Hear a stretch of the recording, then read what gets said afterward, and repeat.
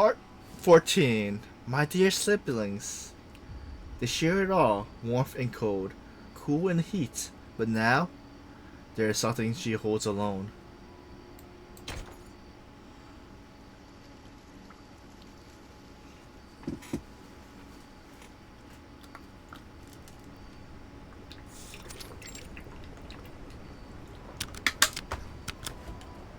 Rodora taps a code in the communicator before putting it back in her pocket. Lieutenant? Against the howling wind, Rodora tucks her curl behind her ears and turns towards the voice. What is it, Sergeant? With all due respect, what are we doing here? Her subordinates pose a simple but tough question. Her troops are relaxed, warming themselves around the fire, yet each one would be ready the moment she gives the word. We are on standby. It's a question Modora can't answer, so she turns away. She has to faint determination for now. Stand by for what? To capture any Foundation soldiers that make it to the shore. Then what about the ones we already captured? Why are we only holding the run-of-the-mill seamen? The other two could have been useful, but we just... The sergeant stops, his eyes flickering towards the clinic, where Orc and his guard just departed. Those two? Hardly. What can an awakened researcher and a rookie guard do in Antarctica? Holding them would be a waste of resources. She directs her stares out into the white distance. Where is Danilov? Tell him to meet me at the helicopter. The order comes quick, as do her steps out the NOA. So Modora is going to be the next banner in the next update, I think. Captain Devon takes a long and deep sip of stew, letting the warmth linger on his tongue, making it all the worse when he suddenly taps on the shoulder. Stop sneaking up on me like that. Gotcha. Some things never change, huh? Still as jumpy as you were when you were a kid. Come on, cut it out. I'm a captain now, you know? Not some kid. Aircraft captain. He sets down the can reluctantly and rises to his What do you feet. want? Did the lieutenant send you? Yep. She wants you over at Canis Minor. As they pass each other, Captain Devon catches a muttered complaint. Lucky you. Getting to stretch your legs while the rest of us have to sit here, idling away the hours. Guess that's how it is these days. Everything still seems foggy.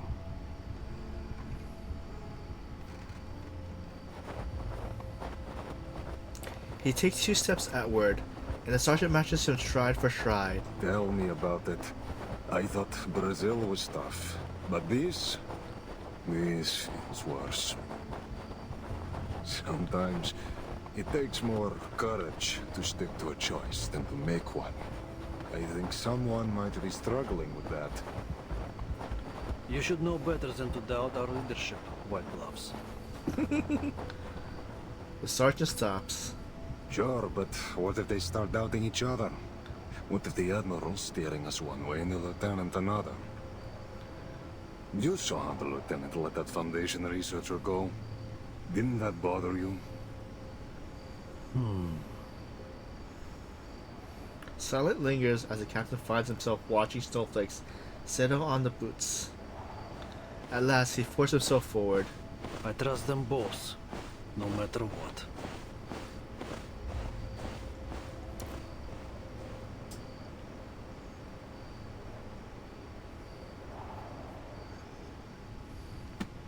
The captain closes his maintenance manual, finding himself in search of the least technical way to explain the helicopter malfunction.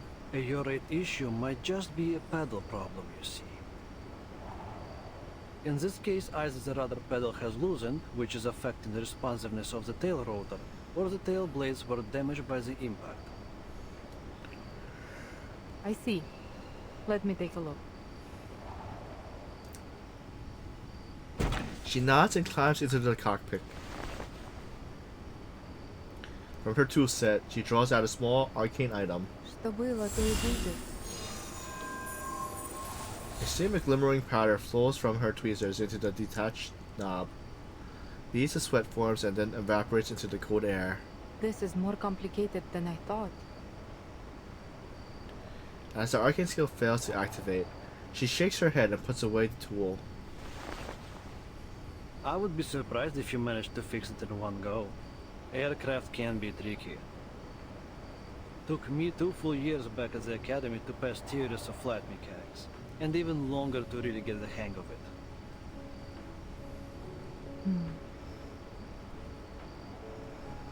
She studies Captain Donovan for a moment before offering a rare smile. I remember. Your teacher called me in 3 times because of the extreme frustration and concern about your grades. I'm just glad I didn't call father. That would have been the end of it. You know, I don't see you using your arcane skill much these days. Well, there is not much use for it, really. Bullets and medicine are 1,000 times more useful on the battlefield. Detecting the rare and likely unintentional emotion in her tone, the captain hesitates. Oh, I didn't mean it like that. Sorry. Do you want some space? No, it's fine. You're fine. We just need to get this helicopter fixed as soon as possible. Can you run another check? There was a blockage in the system that stopped my arcane energy from flowing through. Maybe the issue isn't as simple as just the pedal or blade. Got it. I'll take another look. The lieutenant exhales softly. I just couldn't push past it. Did I follow the wrong circuit? Or did I just do the whole thing wrong? The silence lingered after her words, forcing the captain to shift positions. I wouldn't overthink it if I were you. And stop underestimating your arcane skill.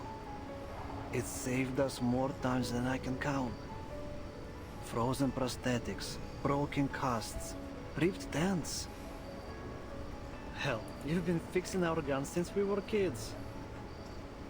There's nothing wrong with your power. We all appreciate it a lot more than you think.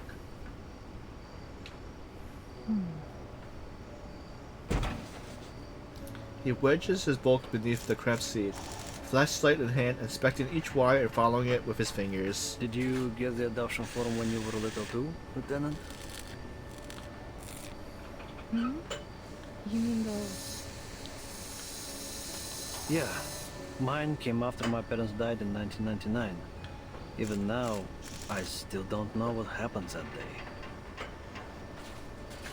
His tone turns light, as if he's telling a joke. When they brought me the death notice, they handed me an adoption form along with it. It was from Admiral Igor. At first I hated the idea. I didn't want anyone to take my father's place. But you signed it.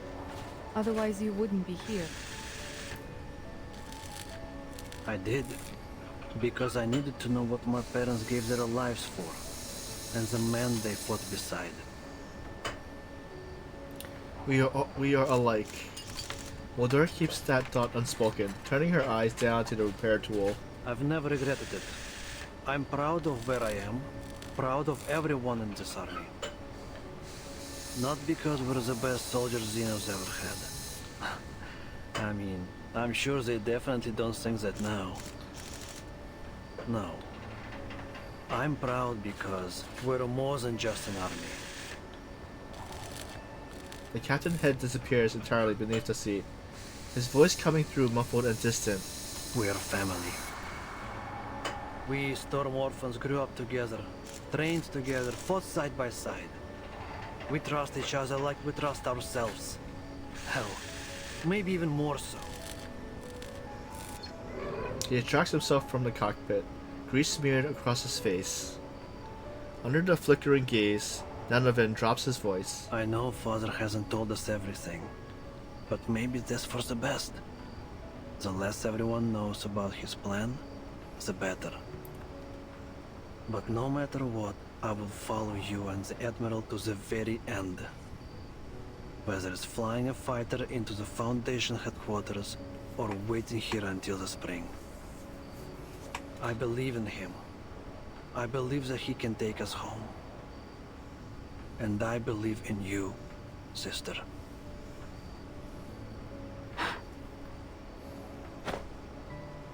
He salutes solemnly, proudly, but the smear of engine oil on his nose takes all the seriousness from the moment.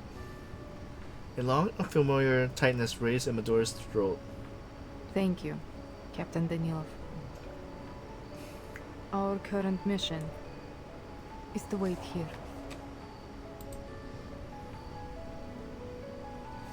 She blinks, breathes deep, and then exhales a misty stream in the air. Those are our orders. Let's be sure we see them through.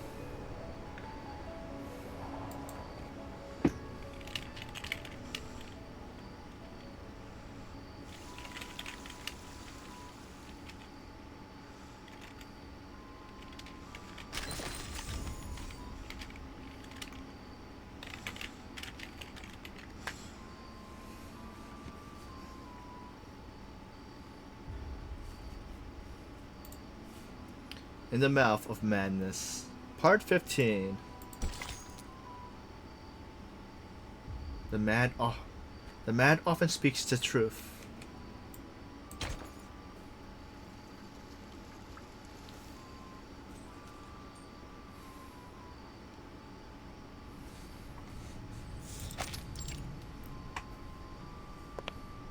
Sonetta steps forward, her gas flinner aimed squarely at the mantis obstacle's Reese, chest. you're a Manus apostle. Don't think we've forgotten what you did aboard the Free Breeze. What exactly are you scheming now? Miss Stranger tilts her head, sensing the arcane energy gathering at the glassweather tips at the corner of the eye. A cough escapes her and is quickly suppressed, her whole body twitching to contain it. The Free Breeze. My lovely little cruise ship. Like you, I often find myself missing those serene days on the water. But it seems a few unpleasant memories and misinterpreted actions have deeply wounded your trust in me. She leans closer until the glassweather point presses against her skin. The timekeeper steps forward and stands beside Sonetta, allowing her to lower her shaking, outstretched hands. Timekeeper? It's fine, Sonetto. I have a few questions I'd like to ask. Wind lifts the ribbon around Miss Stranger's neck as glistering powder dissolves into the snow. On our way here, we discovered a couple of items that I believe belong to Dr. Doris. A stethoscope and a typewriter. It seems they were intentionally left behind, like a series of signposts pointing us here. You wouldn't happen to know anything about these items, would you?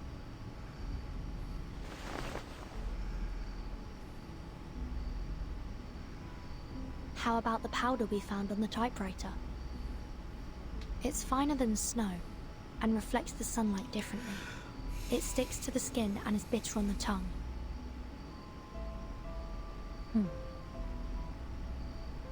Any idea how it got there? And how the typewriter ended up lying in the snowfields? Did you leave it there?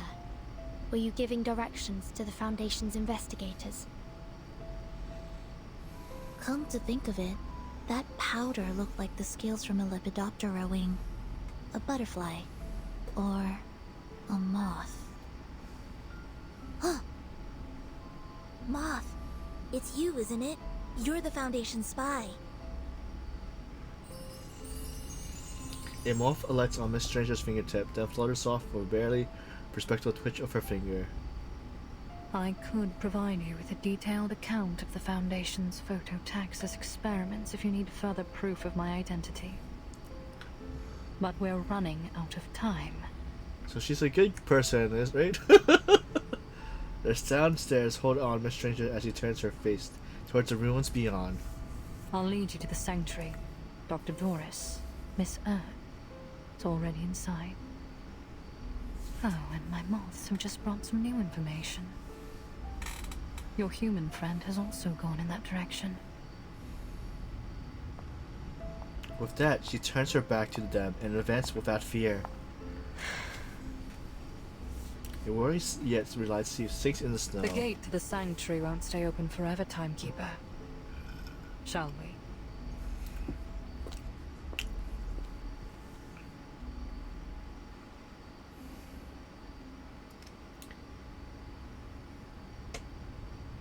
No.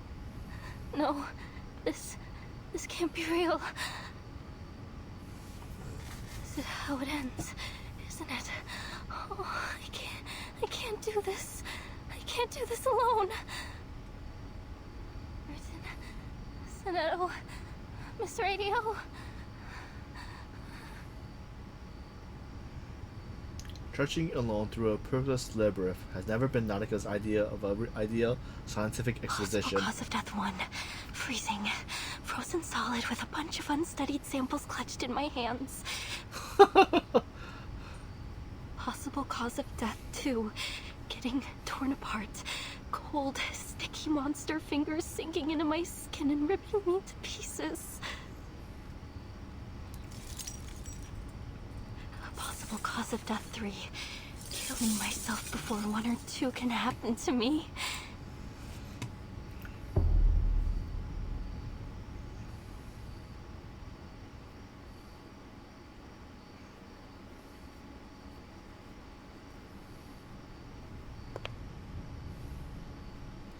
An empty room. Another empty room. Like a wandering pinwheel moves from nest to nest, Nanika swivels her head around in constant search for her lost companions.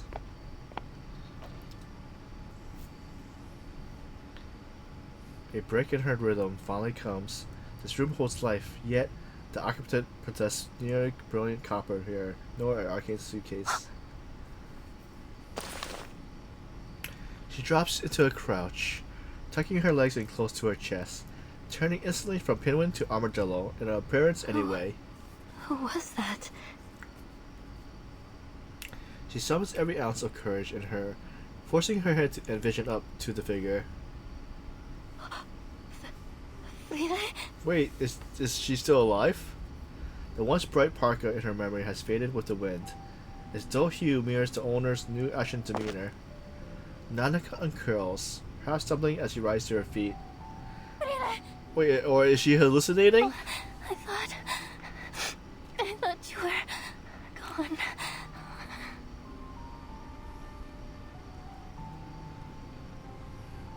Tear bursts forth as Nanika clutches her friend's arm.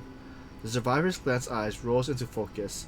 2 labored breaths escapes, each exhaling without drawing anything back. Oh, thank you.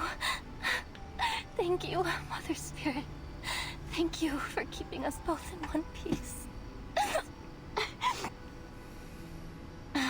We'll find a way out of here. We'll look after each other. Oh, goodness, Frile, you're a sack of bones. I met 2 arcanists. They'll help us. I would have never even gotten here if it weren't for them. You should have seen how they chased off those snow monsters. You can trust them. Come, Frile. We have to find them. They'll protect us. They'll get us home. She's not talking. Frile, She's hallucinating. why aren't you saying anything?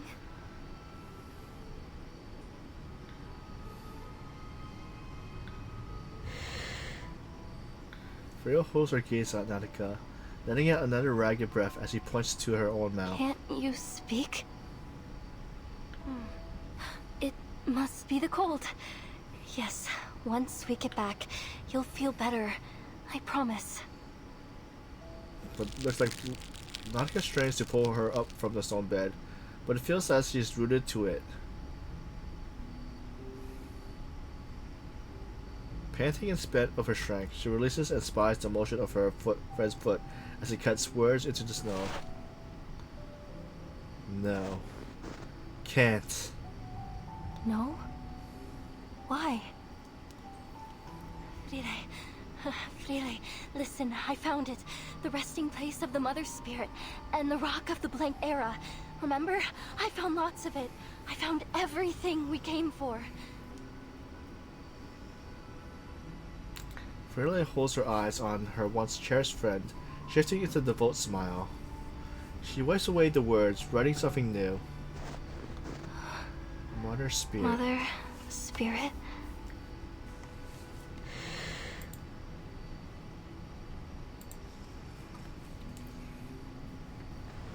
Will see me soon.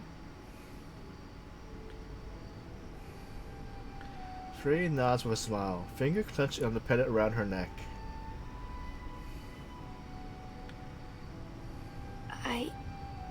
I don't understand. You're going to meet the Mother Spirit? Freya nods, her conviction seems absolute. But Cold sweat runs down her spine. you mean she has a mortal form? She's a living creature, like us? And she's here, in this ruin? Freya nods. But how?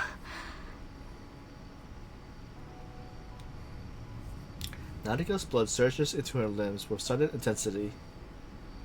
Freya turns to eject but only produces wheezing breath. With visible frustration, she smooths a fresh patch of snow. Homage. Approach. A great gift. Is this what the ninth story in the Tales of the Mother Spirit is about? Mother and child. Their heartbeats both align in joyful union through the womb of time. She nods, her relief obvious through gesture alone. No, it can't be. The tales say that the Mother Spirit should be asleep. She shouldn't wake up until after the Arctic polar day. Natika grips her head tightly, as if preventing it from flying off. So if she's asleep, then who are you going to see? Fride, I really don't understand.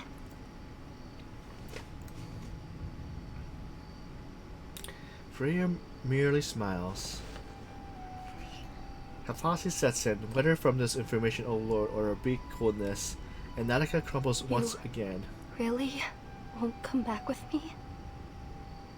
But if you come with me now, we'll be home soon. I drew a map, like you always did. There's food cached in the depots on the way. I even managed to train new sled dogs and... Freya slaps a hand over her mouth. With a swift click, Freya sends a wave of snow bursting upwards, then shoves Natika flat against the ground. Natika presses down deeper as the snow blankets her. Footsteps crunch closer, deliberate, unwavering. Mediteco. They halt at the room entrance. The ritual is ready. They are waiting. Natika hears Freya gets up and walks away. The sound pauses for a moment. Time to go. The footsteps resumes without hesitation, fading until silence reclaims the room. Natika emerges from the snowdrift. On tiptoes, she darts to the doorway, desperate to catch a glimpse of her friends. But beyond the door, there's only one spot of color, a pendant laying in the snow. Shaking off snowflakes, still clutching to her nose, she stares at the engraving. Onward, child. Follow the word of mouth. To the Earth's edge, the land farthest south. The Mother Spirit's light, with ancient glow, guides us to the great current, nature's flow. Sweat drips from her temple as she swallows hard. Wait for me, Fride. She lifts her foot, placing it precisely over the footsteps in the snow.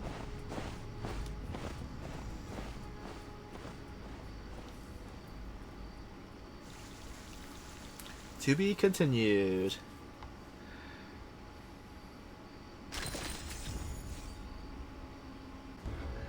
Part 16, The Broken Land of Bliss.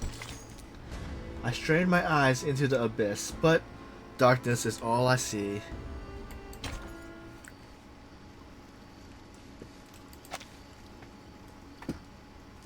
Miss Stranger, where are we now?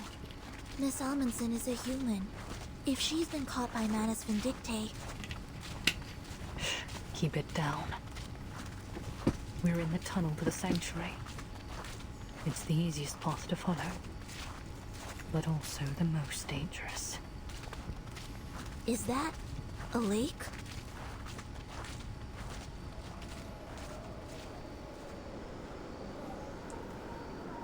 Got a lot of followers. A prolonged silence hangs after the question. The answer obvious, yet the words petrify on their No. tongue. That isn't water. The wind tugs at the black camp cloak, but the hood remains unnervingly still. It's the believers. The circular plaza is flooded with believers, the lake rippling with their kneeling form. Their eyes see not one light of bright star. Down they fell in martyrdom, but from death's murky waters they rise once more.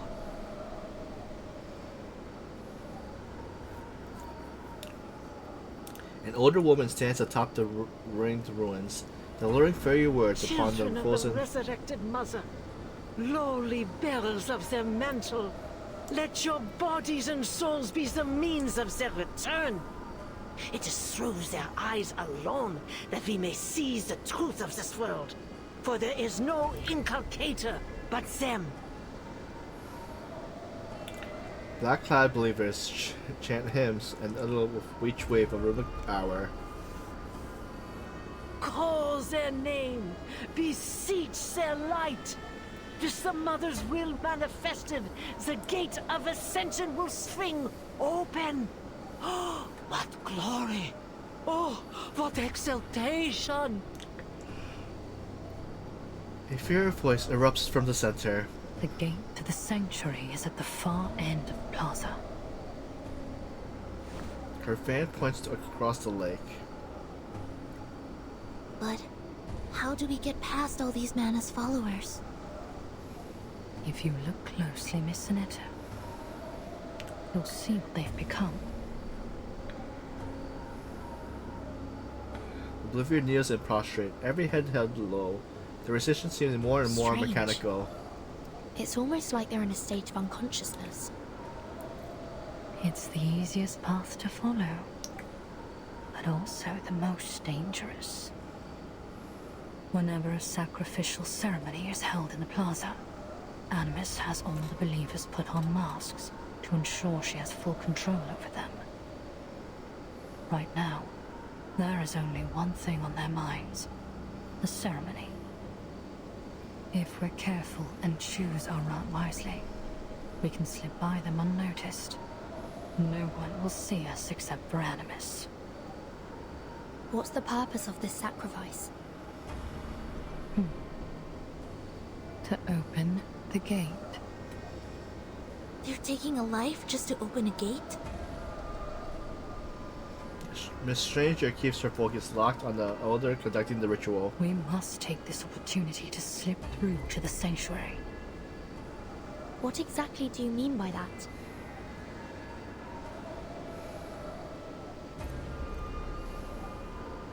Another rising wave from the distant voice muffles their whispered discussion. Great revealer of Arcanum, we humbly present this offering. As the elder voice fades, the offering steps onto the plaza.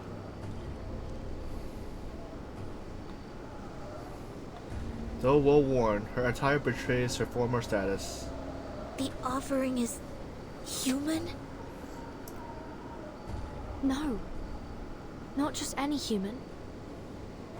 That's one of Nautica's expedition team members. Timekeeper, look over there. It's Miss Amundsen. The believers fill the plaza and catch the ring, while across the gate Nautica stands motionless. She is transfixed on the offering with unblinking eyes. What's she doing there? Something about her doesn't look right. She's too close to Animus. At that distance, the arcane skill controlling the believers could affect her too. We need to get her out of there. Stay down. Not yet. Animus could spot us at any moment. The ceremony is about to begin.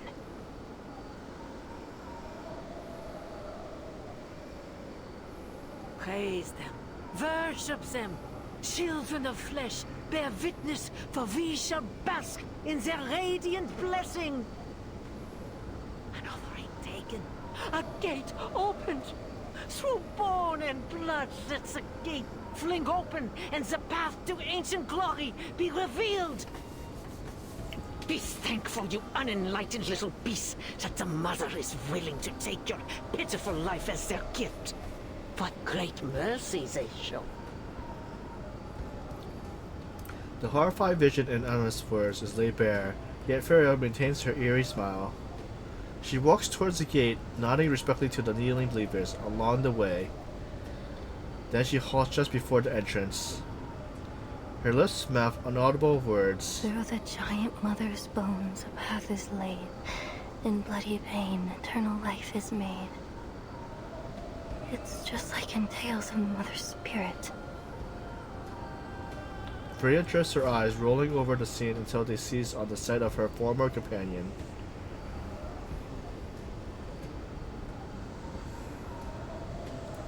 Their eyes locked. Cracked lips part, silently forming words. Homage. Approach.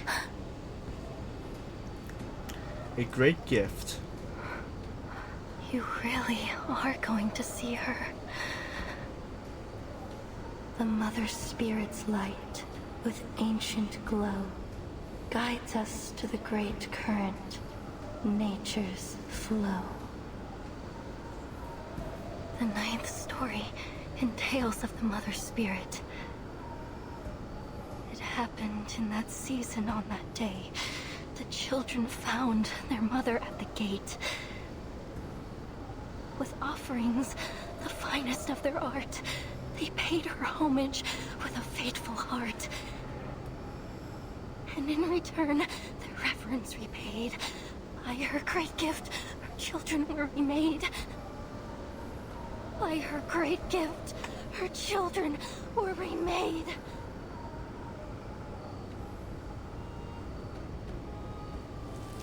Catelyn's hands reach from inside the gate, swarming over Feria in waves. They coil around her like vines, yawning worlds, reality fracturing her body inch by inch. That's right. This is the climax of the story. When the children come close to the Mother Spirit, share her pain and her sorrow, and become one with her. Her breath hitches, a stream clawed by her throat, blood boiling in her veins. The Mother Spirit will come. She'll come to guide us.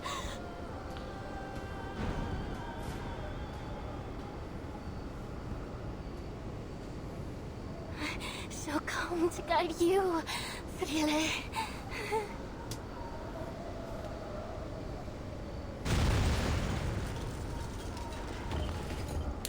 Suddenly, a deafening wail explodes from within.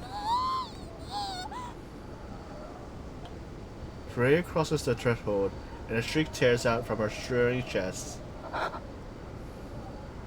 Friele.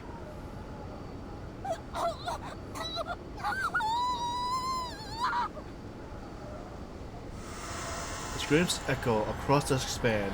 It's forced to profound when the lava seems to halt mid-flow. Nautica latches her hand upon her prostrate worshippers, grasping at questions. What's happening to her? You've been through there? Why is she screaming?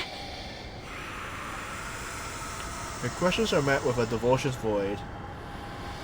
1 minute. 2. The crowd does not speak, nor murmur. Silence rule. That shriek still rings in her ear, muffling all sounds as if vacuum sealed.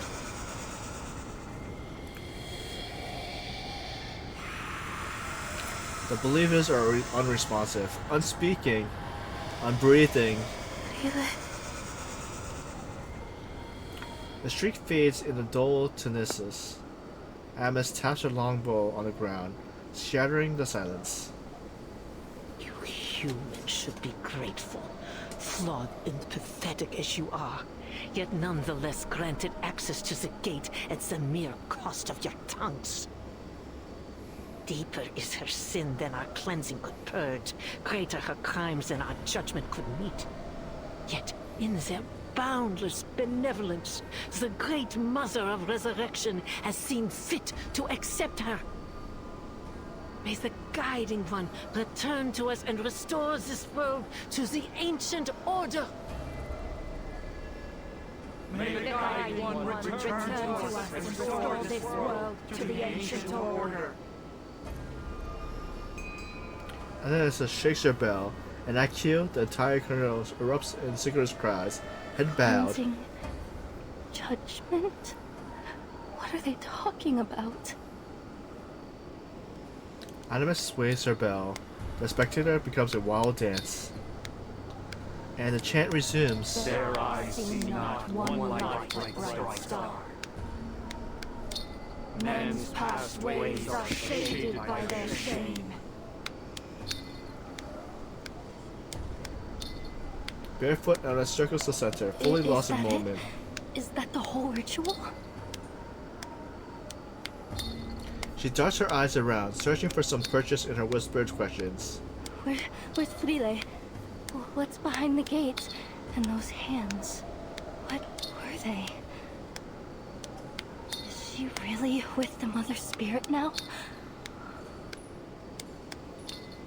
But their hollow eyes only stare ahead. Aliens are but aberrations in their heart. What just happened? She's getting affected. The death signal cuts through the chant. A small voice represents between earth and sky. It sounds almost pitiful against the enormous volume of the scene. Yet Anna's pulse her dance. Atop the raised center, she spies down at Anaka from the corner of her eye. A conniving little rat dares to taint the purity of our sacred land with her profane, filthy paws. Nana controls a shuddering breath. The crisp air shivering in her inside and out. Friend, Frile, where is she? Why hasn't she come back through the gate? Why, it seems the lowly little beast has a friend to share in her misery. Disgust and impatience twist her lips. She has been taken by the Mother of Resurrection. Not that there was much flesh and wit to take. Flesh and wit? A blinding light hits Nanaka's face and her eyes narrow by instant.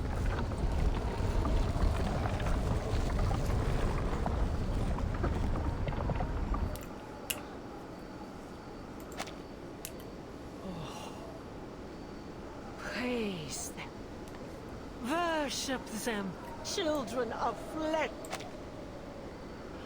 The sanctuary gate has opened. The Mother is pleased with our offering, and we have been welcomed into their hall to bear witness to the final ritual. Yes, bear witness to all their infinite kindness, their unmatched benevolence. They have taken so little, yet they grant us so great an honor. Great Mother of Resurrection. Oh, Guiding One, We fall to our knees before your boundless love. As if Nautica's presence has become intolerable, Animus waves her hands with the kind of lazy energy usually reserved for swatting flies. How much longer do you intend to allow this human to sully their holy land, Feed her to the gate. She must be removed. Without another glance, she surged towards the gate. Behind her, two silent disciples seized Nautica. No! Let me go! They're taking her. Don't. Now is not the time to act. If Animus spots us, she might lift her control over the believers. Then we'll find ourselves in some serious danger. Nautica is lifted like a fledgling bird, then slammed onto the ground. Still halfway in the daze, she looks up towards the gate. All this, it was all just to open the gate. But this feels wrong. Horribly, horribly wrong. This isn't how it's supposed to be. Is it, Matu? But Frida did say that she was going to see the Mother Spirit. So she must be with her now, right? Then the Mother Spirit must be there. She must be behind that gate. Animus stops, turns back with an incredible smile.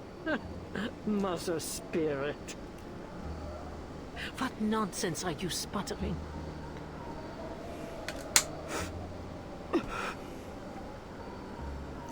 Nautica staggers to her feet. She is the tides, the flowing light.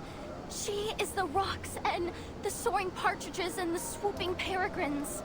She is the energy behind all things. She will give her children a great gift. A gift that will change their lives forever. I have traveled all the way from the northernmost edge of the world to this place, following her guidance. And I have found proof. Proof that the legends were true.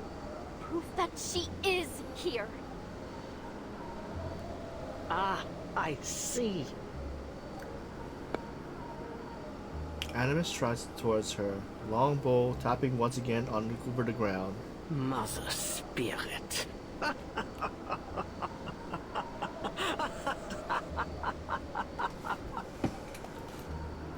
That's how you imagine the supreme being of this world, is it? A deity no greater than a charlatan shaman? And what flattery to claim yourself personally guided by a goddess. Yet, still, I cannot help but feel a twang of pity. What hope can there be for a kind born with minds too narrow to comprehend true greatness?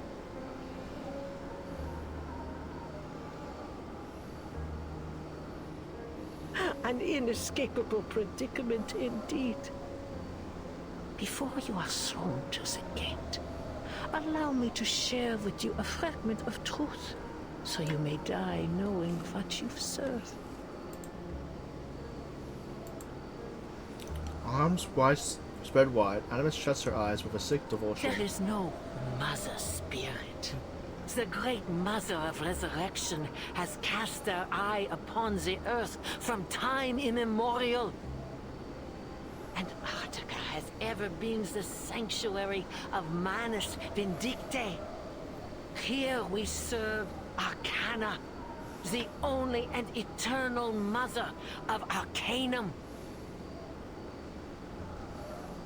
Her lid slips open again, and a flood of feminist glue spurs out. Few are fortunate enough to learn this truth. What was that pitiful thing's name again? Really? Oh, no matter. Your little friend came to me boldly claiming to share our noble faith, and pleaded to be thrown to the gate so that she may meet her goddess. And so I was inclined to turn down such a blindly foolish request. I agreed.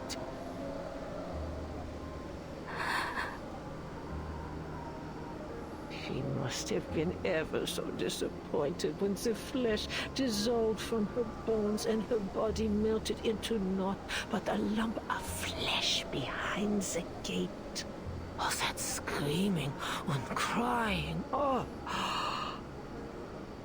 Ah, humans. So full of your precious reason and logic, yet turned at even the most basic arcane trick. How foolishly simple you are.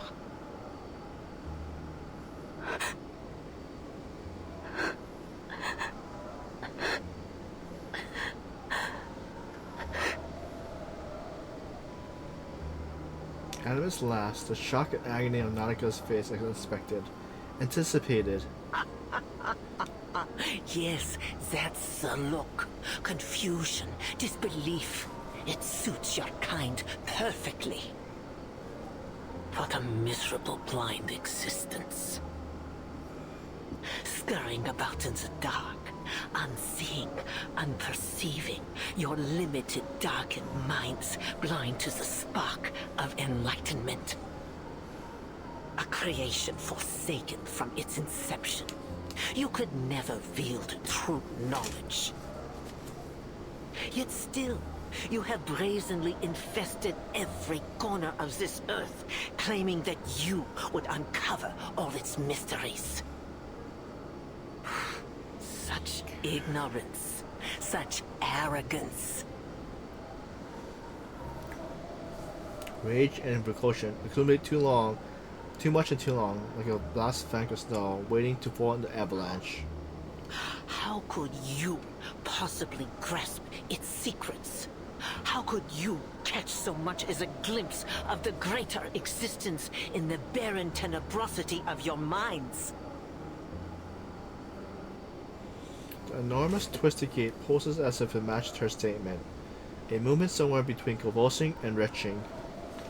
Go. Something is being digested.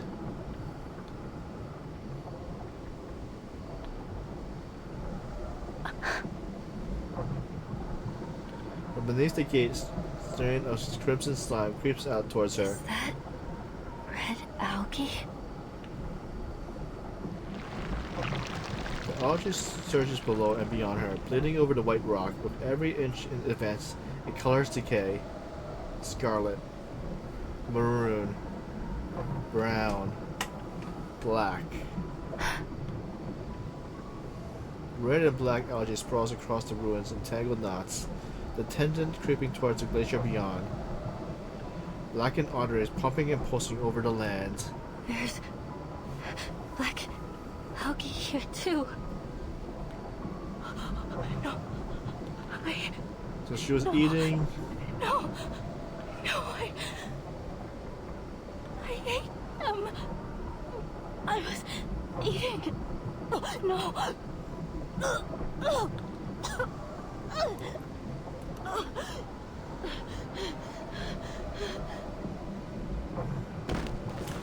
Her memory mantras fails her. Kneeling, she clutches her stomach as her throat converses, and a stream of vomit pours Are you out. satisfied?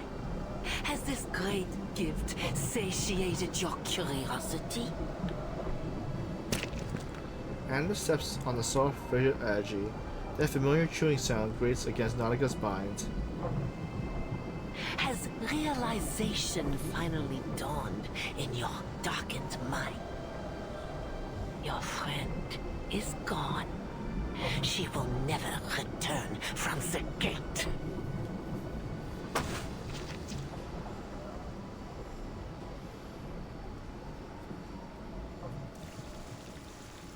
To be continued.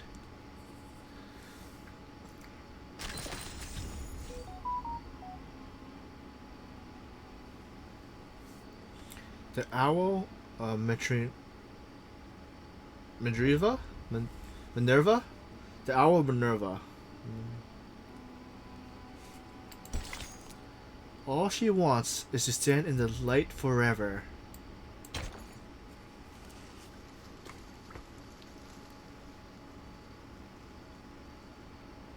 Your friend is gone. She will never return from the gate.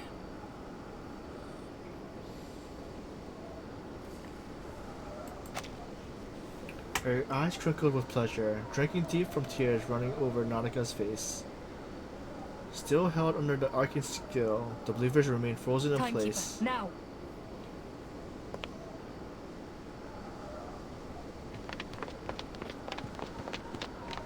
We burst in the edge of the plaza.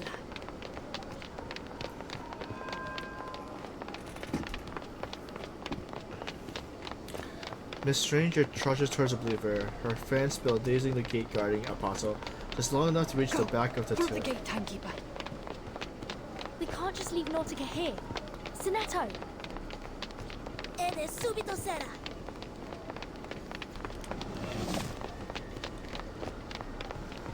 Yeah, Kingston is cast from Sonata's Glacier, and Nautica's bomb begins to unwind. She lifts her head, but her gaze eyes don't fix on her rescuers. The gate only stays open for a brief time after an offering. You have to pass through it before it closes again. The Mantis arcane skill falters too soon as Anna shakes off its effect in the blink.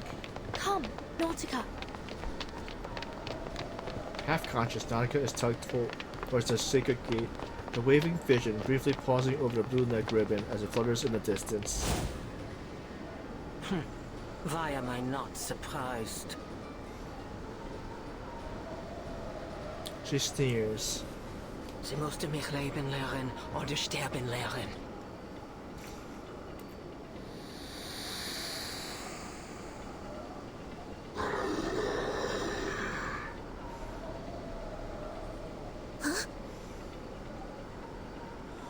The still disciple flanking the door snaps in motion, their massive hammers barring the threshold. How hopelessly naive. How delusionally optimistic. The rescue teeters on the brink. Animus approached slowly, wiping her longbow. Has the thought not crossed your ignorant little minds for even a moment? Would I, under the supreme guidance of the Mother of Resurrection, simply allow you poisonous little pests to scurry about these sacred grounds right beneath my nose? Ha! Since the moment you step foot on this holy land, every one of you has been under my watch. Nothing escapes my gaze. Not here. With a raised arm, she raised more believers up from the trance. They swarm and encircle the group, some seizing the intruder's wrist as their signal. From behind the dark wall of believers, Animus poses hard stare on the face of this Miss Stranger. And you, Miss Grace, indulge my curiosity.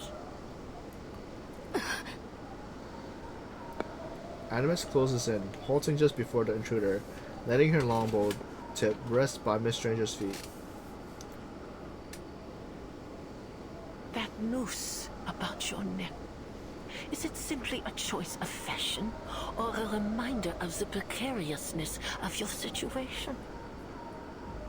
Life must be ever so suffocating, knowing that the smallest breeze could tighten its grip at any moment. You must be longing to loosen it. You're making sport of me again. She tucks her hair beneath her ear, a moth slipping out from her collar as it twirls towards the light. Animus snatches it from the air, crushing it in glimmering dust between the two fingers. Moths. Creatures easily overlooked when eyes are turned to matters of greater import. Tell me, how long have you been with us? What made you worthy to ascend so quickly to the glorious heights of Apostle? A throbbing drumbeat provides cover as she circles the stranger with measured steps. We have painstakingly cleared the path to their final ritual. Yet ever since you reared your head, greater and greater complications have continued to arise.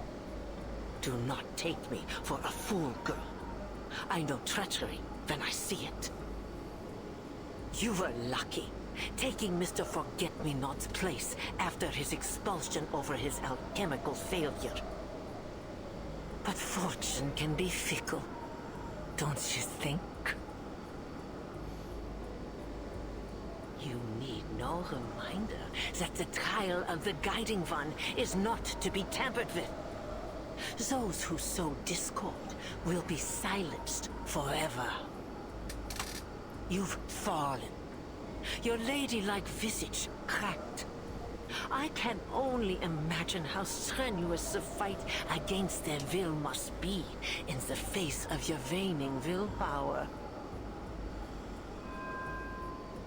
Miss Stranger runs a hand through her hair, releasing a shower of scales. Courageous, I suppose. Ambitious, even. But my, do you lack wit, for you have found yourself in service to the wrong master. The Foundation is already crumbling at our feet. The information you risked your life to provide has been of little import.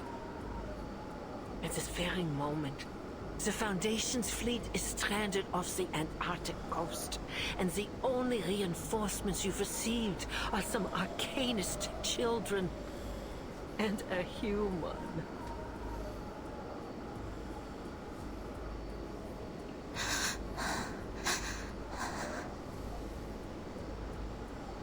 As Animus paced away, the two intruders from the vegetation exchanged nervous scans.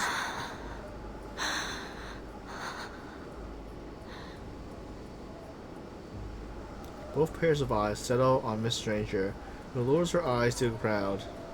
As I said, you must be jesting, Lady Apostle. I fell ill at sea while serving the Guiding One aboard the Free Breeze. The Timekeeper isn't an enemy to be taken lightly, as I'm sure you're aware. Huh? She took the ship we left in Ushuaia and followed the trail I carefully placed for her, all the way here. I have brought her to you. She is my tribute to you and the Guiding One. A toll I pay for the path I've chosen. She passed the believers before her on the arm. The weapon-bearing arms soar. She steps forward, pausing beside Animus. Then she kneels, pressing lips on Animus' withered hand. What would you have me do with them? You've been lying to us this entire time?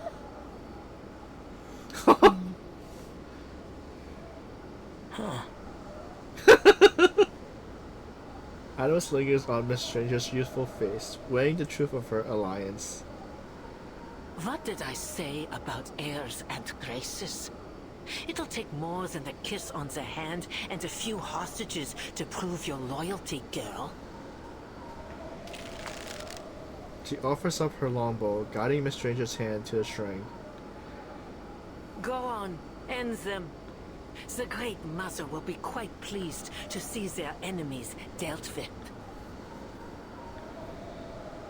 Now they face the intruder together. Perhaps you'd like to start by piercing their eyes. I personally find it particularly potent in sowing fear. Miss Stranger raises the arrow tip, holding its level as par of Great Eyes. Timekeeper! Zanetta struggles against the disciple's control. Her hand, still grasping her glass feather, is nearly bent backwards. Though now under strain, Nautica mutters faintly, lost in delirium. Pale, slender fingers drawing the bowstrings taut. Gray eyes face down, the arrows gleam. Follow the wind, Timekeeper.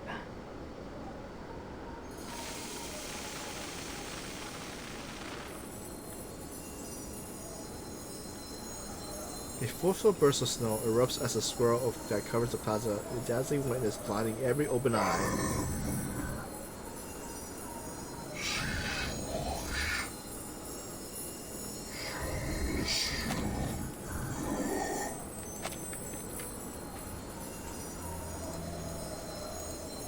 Don't let them get away!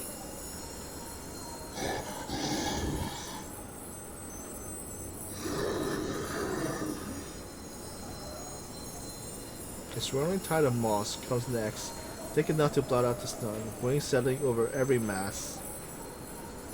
Miss Stranger turns her foundation colleagues, her lips curling in a faint, relieved smile. Now is the time to act. Sonetto, now. Sonetta pulls herself free, then casts an incantation on her glass veiler, repelling the enemies surrounding her companions. Stop them, you fools!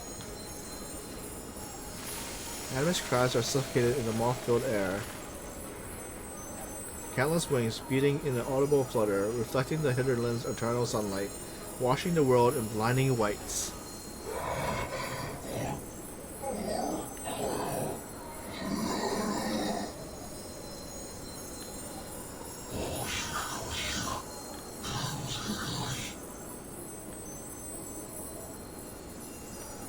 The plaza becomes drowned in the gutter of streams.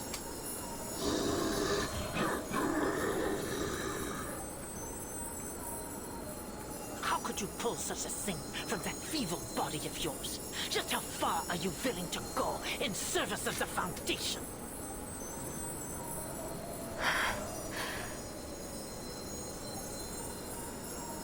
Miss Stranger doesn't respond. She collapses slowly onto the ground.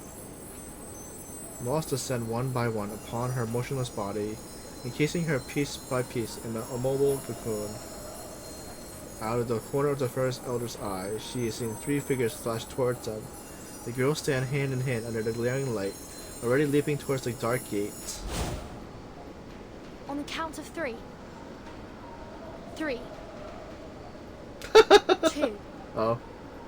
You cannot pass! I will not allow it! And lead arrow pierces into Nautica's flesh. Nautica!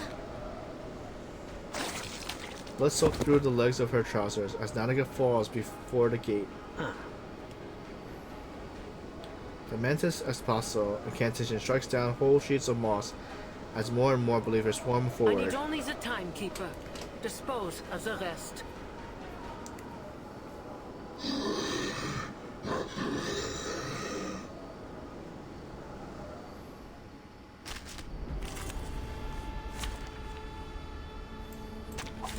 Straight to the point.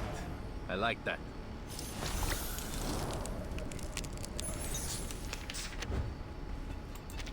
This arcane fluctuation. Is it moths? Miss Stranger. Let my scale powder settle on you. At least it can still help.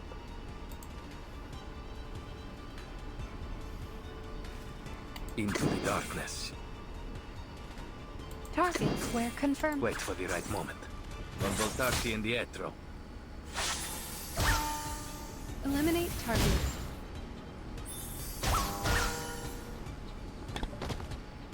The gate has opened. The sanctuary awaits their children. Apostle Animus, the time for the ritual is near. As you say, preacher.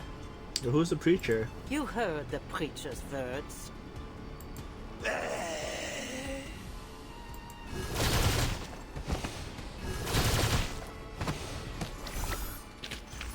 Everything went smoothly. Shall we have another round? Sickening little pests. Blasphemous filth. And that ever self-important preacher. Animus narrows her eyes at the stubborn resistance, then flashes a smirk. Come, children of flesh. We need not entertain these fools any longer. The mother awaits.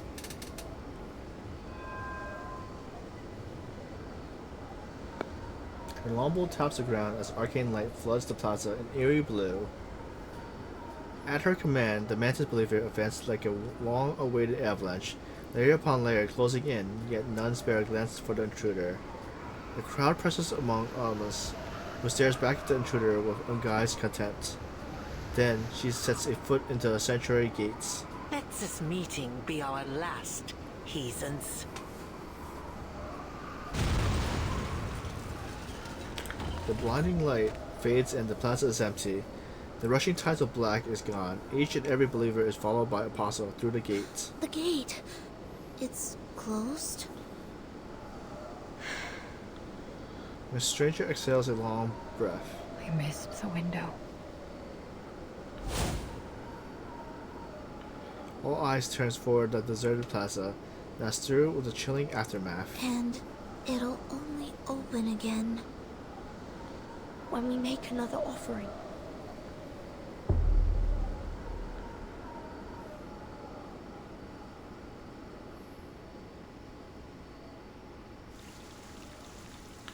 To be continued.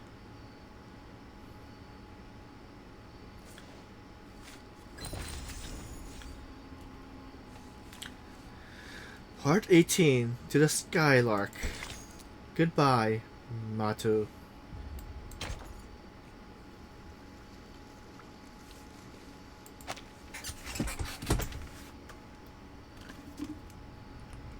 Matu, are you there?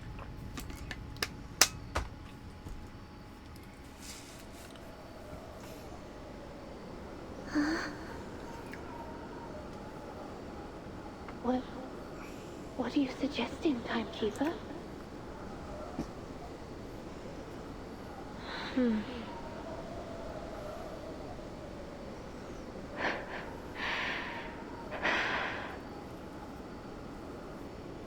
She's right. It's the only way to open the gate. Matu? What are they talking about? We have no choice. Listen. You have to offer me to the gate. What? No, Miss Stranger. You have to get through. You have to find Miss Bird and stop the ritual. My mission is to get you into the sanctuary. By any means necessary. No, I won't allow it. No more sacrifices.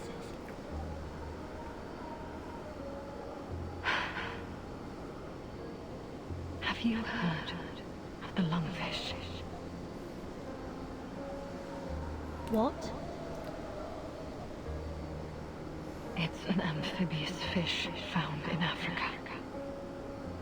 Its gills are so shrunken that it developed a second respiratory system.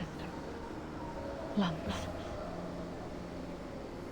It's an obligate air breather, despite being a fish. It's not a land-dwelling creature, but if it's kept from the air for too long, it'll drown in its own watery habitat. A creature that doesn't belong to land or water. Exactly. Foundation is no home to me. And I just used the last of my moths to create that storm. I'm useless to them. If I go back there, I'd drown. Just like the lungfish. Let me open the gate. Spare me from drowning like the lungfish. Let me fulfill my role.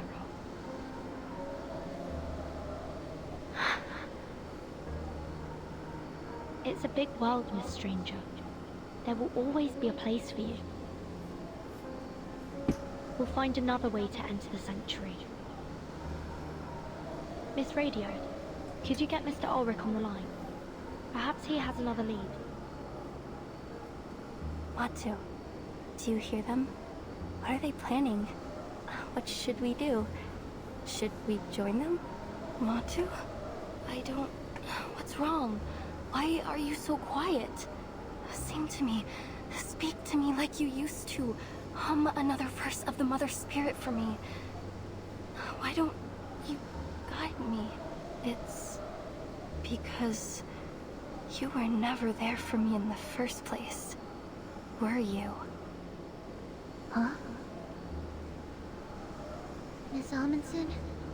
How are you feeling? Are you able to get up? Here, take these narwhal ivory candies. They might help calm your nerves. Miss Amundsen? Where are you going? Nautica? Matu, do you know where Frile went? Oh, she's gone to see the Mother Spirit, hasn't she? But that woman, she said that there's no Mother Spirit. And where is Frile now?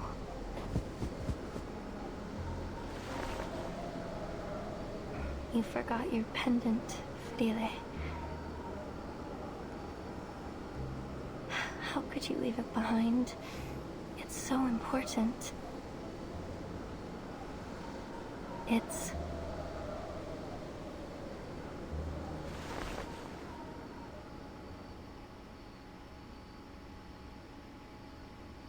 It's ambergris, Yanurov. Be careful, Frile. Gently. Look, there's something trapped inside. The scalpel slides deftly over the ambush, revealing a small stone that draws in the face of an old man and a child. Beneath the glow of the work light, the newly exposed milky pink stone shimmers with liquid The radiance. reflection, the color. What an interesting structure. This isn't like any rock sample we've studied before. How extraordinary. It's not crystallized magma nor any sediment I'm familiar with. I believe this is a gift from her, Nautica. The great gift of the Mother Spirit.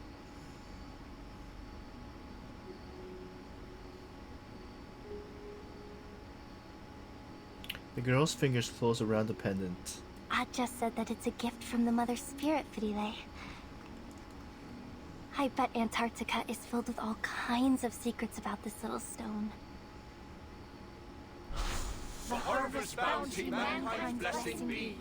We children blind from mazes must be free. I'll find the stratum Aja never found. Entering the ice zone. Grab your telescopes, explorers. I'll explore the Eris Aja never explored. The sextant was right, as long as we stick to this direction. I'll reveal the secrets Aja never revealed. Here, it's a Neptune bar, my favorite. It'll keep you warm a little longer.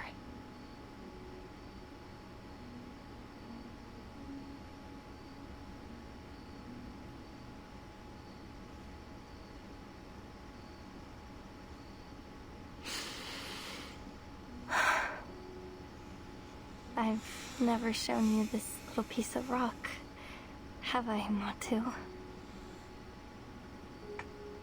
Kot, Ase, Frile, and I, we studied it over and over. We know it like we know the back of our hands. When you came to me, I thought that maybe I would finally understand this rock and the blank era behind it. You gave me hope. You gave me purpose. And you gave me the courage to face every obstacle. You were there every step of the way, whispering in my ear, like a friend. Like you were the voice of the Mother Spirit herself guiding me to where I needed to be.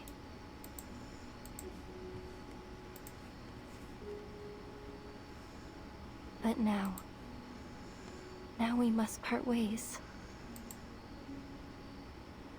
This expedition has been like nothing I've ever done before. It's tested me and you to our limits. So, I understand. You have every right to go your own way. Okay. Time for a proper goodbye. Thank you, Matu, my little earworm. Thank you for coming to me in this beautiful, terrifying place. Goodbye now.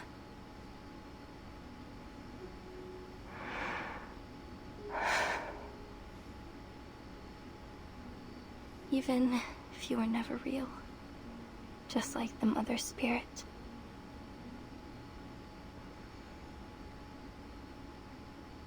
Miss Amundsen? Miss Amundsen! What do we do? She's not responding. It's like she's in some kind of trance. I already gave her all of our candies. Maybe a calming spell will snap her out of it.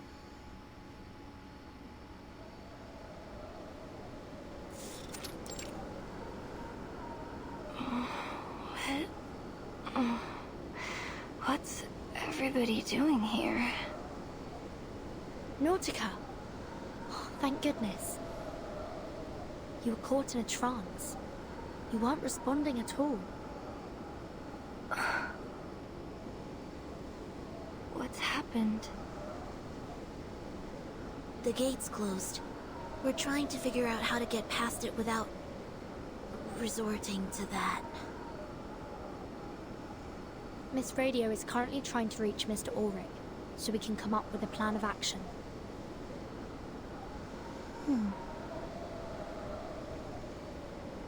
Nanika's vision sharpens as clarity returns to her. Her sight finds focus on the closed gate as though trickled back to her mind. Lava tubes. Every volcano has them. They're pathways made by flowing lava that lead to the heart of the volcano. If we find one, we might be able to get to the sanctuary through it. Hey Teresa, how's everything?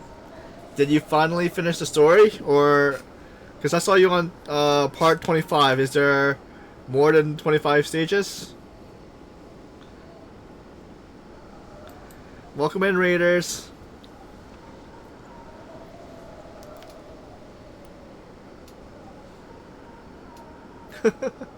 Welcome in, gifted attraction, Ash the Imp. Did you? Oh, nice. So 25 stages. So that means I have so I'm on 18 right now. So.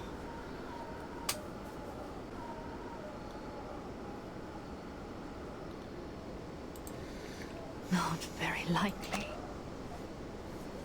So we found out by Miss Grace is actually a Foundation spy, or you know, a helper. So that's kind of neat. No longer able to support herself, Miss Stranger slumps against the face of the gate. The entire volcano is under Manus Vindictate's control. And Animus has eyes on every possible route. Trust me, there's no way of getting in without her noticing. Not even a squirrel could slip past her. Wonder why she's a squirrel. Like Buddy Fairchild. With a flick of her fan, she lets her vision rest at the gate once more. Let's get moving up the mountain. We may still find a lava tube that they overlooked, or at least we'll have a better signal to get in contact with Mr. Ulrich. Zanetto nods and steps forward, lifting the weakened woman to her feet. Nautica, time to go. Nautica gives a nod and fastens the pendant around her neck. With a heavy thud, her backpack drops to the ground. After a short and purposely rummaging, she produces a safety helmet and a pair of goggles. A geological hammer and a steel point chisel now weighs in her grip too. Alright, let's do this. She lifts her eyes and takes a step forward. Then another, and another. The others follow, heading out of the plaza. Then she stops, casting one last look at her companion. Nausicaa raises her hand. Her hammer shakes with pride. Then she kisses the pendant around her neck. Just as abruptly, she turns back. Her snow boots grind into snow, carving a deep footprint in the opposite direction. Burton, Sonetto, Miss Radio, goodbye. She dashes away, straight towards the sanctuary gates. Her sprinting strides grow faster and faster as she discovers the strong power in her, one ready to erupt into action. Where are you going? Her friends swivel, moving to catch her. Yet no one could help to unroute this determined explorer. I'm sorry. I lied. The lava tubes don't always lead to the heart of the volcano. But you'll find your way in. You will because you must. And I also must find my own path in my own way. She's one step from the gate. Nausicaa! My friends, my teammates. I'm going away. But you keep moving, okay? Don't wait for me.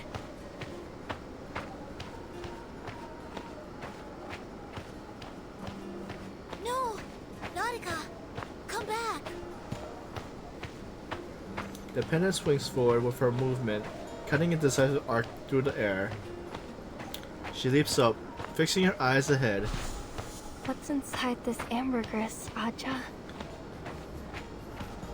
A new area for research? A message from the Mother Spirit? Or just an ordinary mix of minerals? The mountains and plains beneath the snow and ice. They're so very large and old. We're just so tiny and young compared to them, you know? I think some secrets will always stay that way. Secrets, no matter how much we explore. Nausicaa lowers her eyes. She smiles in the frozen light. But still, if I get closer, look harder, maybe I'll see just a little bit more. She lifts her eyes again. A deep and utter silence pulses in the air before her.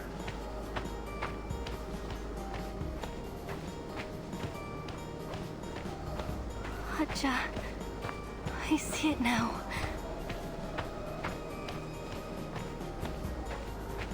It was the unknown that I was chasing, not answers. It was the beautiful, glorious unknown.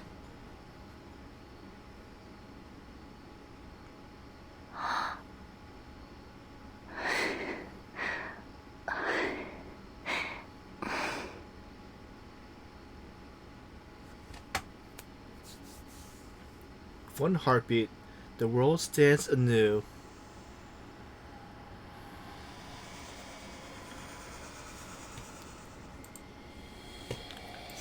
None among them even manage to catch the hem of her garment as she lifts in the wind.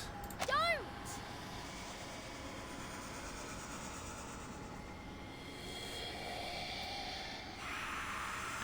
Silence returned as the sound itself had drained away into a hidden funnel. No wind, the lava stays still, the sun holds its place.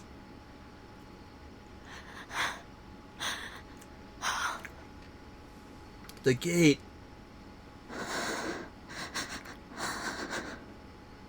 Opens.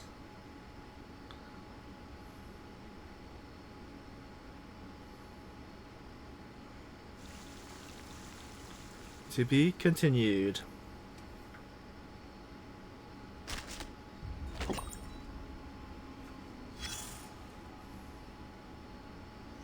A debate on religion. Alright. Moment of silence over. Oh, I'm not a believer. Not an atheist either. But I do respect her sacrifice. Even if it was stupid and meaningless. But, as I said before, there's no greater proof of loyalty than to follow a fool. At least she died for a cause. Her family legacy. Her spirit of exploration. Even that children's fairy tale. She was stupid, but she was faithful. Thank you for the follow, Quinlan. Right now we're doing we're on stage 18 in Reverse 99 for the new update.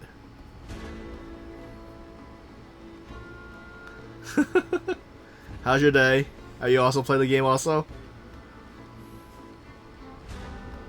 It happened so fast. Were you expecting a warning first? I thought you'd know better after what you've been through. Sorry, but you won't hear any praise from me for a sentimental commander. If I were your superior, I'd tell you to rip out your own heart and let others see what sentiment leads to. Join her now, while the gate is still open. Or she'll leave you behind for good.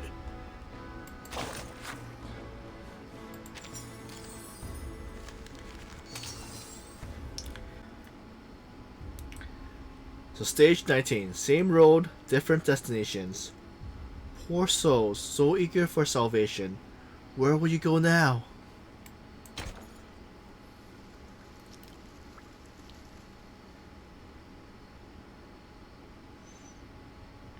We may have an ad in like 5 minutes since I snoozed it.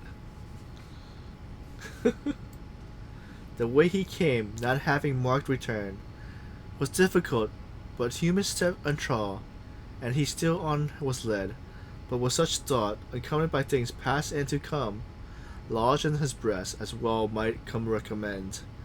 Such solitude before choicest society. Alright, so yeah, the ads coming in a minute, and I don't have any more snoozes.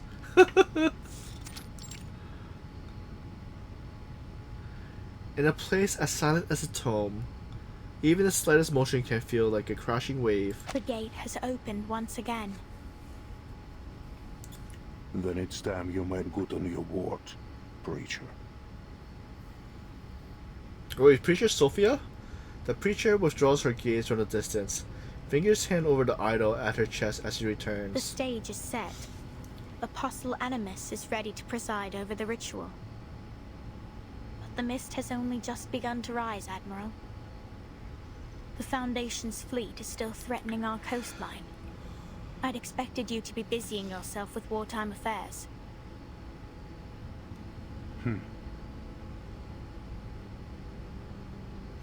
The Admiral stands in the shadow, his eyes blazing. I am exactly where I must be. You know the reason.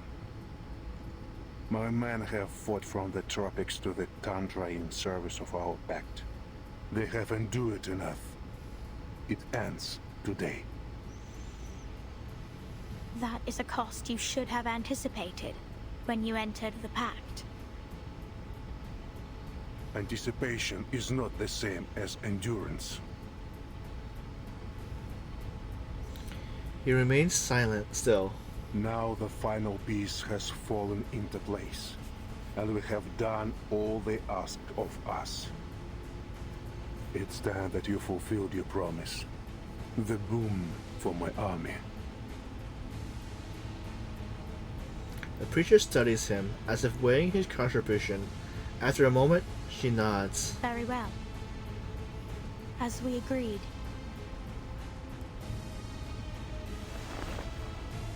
An army for a boon. What is a boon? Flamo flicker. The moment her finger touches the box surface, arcane energy vanishes into the void, leaving not a single mark behind. If only we had claimed it sooner. If only we had held it in our hands in 1999. The preacher shakes her head, then presses her hand against the box. Fruit is not yet ripened, Admiral. To pluck it too soon is to bring ruin. The boon will grant precisely what you ask, but not without a price. Take heed of my words. Some doors are better left unopened. She shifts the vision up to the Admiral's chest, where the silver and cinema glints over the cold sun. Awarded by surviving multiple storms, it remains polished like new. I trust you laid down your past when you chose to stand with us. My path is set, preacher. Then do not stray, Admiral. The Admiral brushes her hand aside. Tucking the broom in his coat, he leaves the frozen den without so much as a backward glance.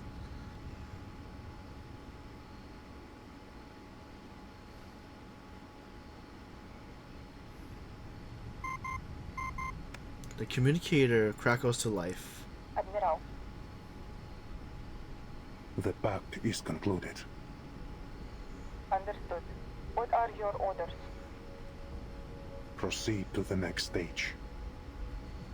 Yes, sir.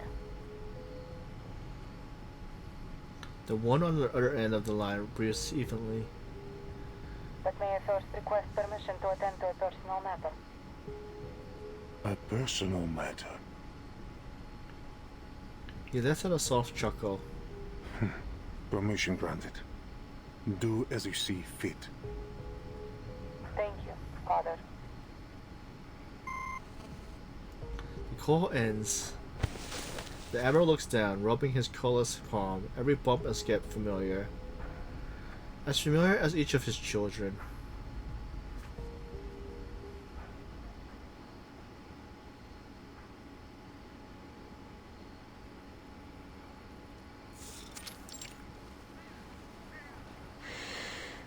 Mondura takes a deep breath, an icy air forcing every fiber in her body awake. Standby is lifted. We are clear to proceed. Sergeant White Gloves? Lieutenant, did you just... The sergeant watches his peer. The gleam in her eyes holds the same unyielding resolve that once belonged to her father. You heard me.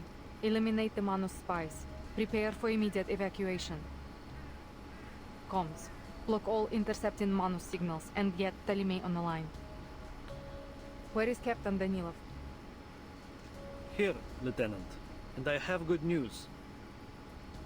Your arcane skill did the trick. The helicopter is now fully operational. Very good, Captain.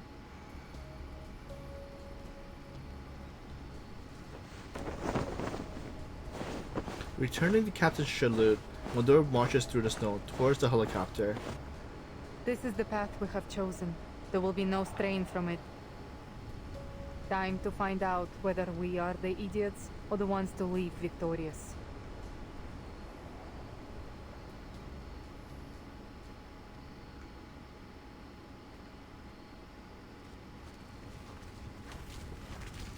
The black lava wall looms, its ancient chariot undisguised. The tunnel is as quiet as a tomb. Even a dropping pin will send waves of echoes between the walls. An unwanted visitor towards the voice. Timekeeper, Miss Stranger and Miss Radio have settled down in the suitcase. Thank you, Sonato. It's the safest place for them to stay, now that we're getting deeper into the volcano. She snaps the clasp shut and picks up the suitcase. She forces herself forward, away from the terrifying gate at her back. The sanctuary is just ahead. Manus Vindicte should be holding the ritual there. Should the worst happen, you know what to do. Yes, Timekeeper. Oh, and I'd like you to have this.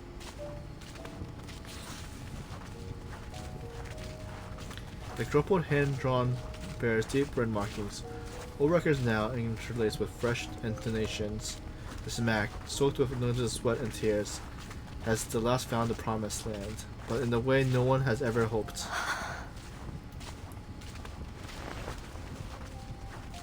She takes the mat without a word, her unspoken feeling driving her every step. The oppression sound makes every scattered brush of boot on stone unbearable loud. Someone's pace quickens until a loose stone trips her. Ugh. Careful, Sonetto. Are you alright? Are you shaking? Don't mind me, Timekeeper. It must be the cold air. She straightens her body through her warm arm, remains stiff and held at a natural angle. Even the warming incantation is failing. She pauses. A wavering hint of pain creeps into her voice. Is this how Miss Amundsen felt when she passed through the gate? Sonetto. She was so brave. Braver than I could ever be. I wish I had the same courage to pursue what I want. Sorry, Timekeeper. This isn't the time. Let's move on. There's still much to be done.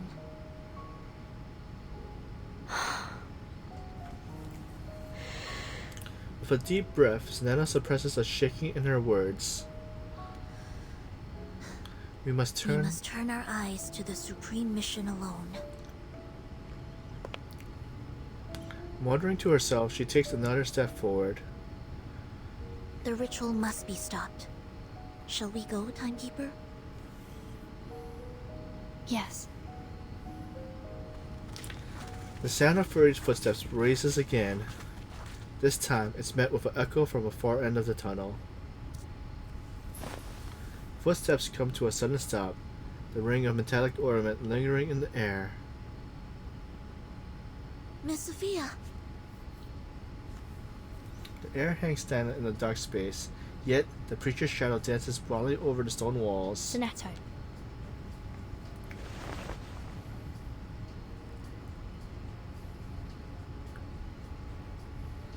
Sonetto exchanges a glance with her, then nods, arcane energy consoling with the tip of her glass veiler. The preacher tightens her grip on the idol.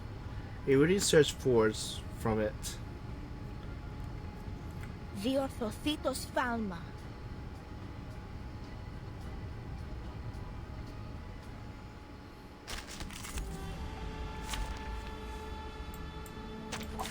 Straight to the point. I like that.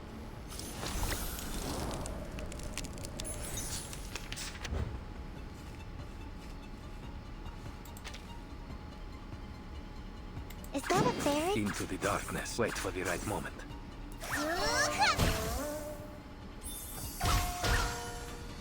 Addio, straniero.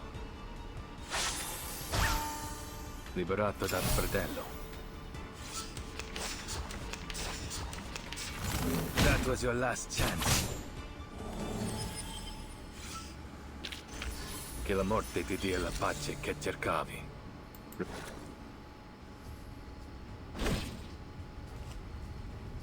Now, Sonetto.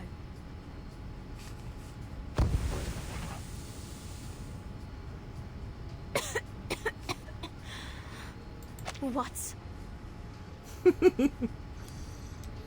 The haze of pink and purple smoke billows out. When the dust settles, only a hat remains. Run! Sonetta springs into action, but another wave of dense mist rolls out from the tunnel, cutting her off. This mist. It's not from the misty bubble ball. Odorless, thin, yet oppressive and omnipresent, like a fog over a lake trying to turn the spinning wheel. Stay where you are. Through the mist, Sonetta jerks at the abrupt halt. It looks just like the mist that hangs over the lake in the suitcase. You collapsed in it once, remember?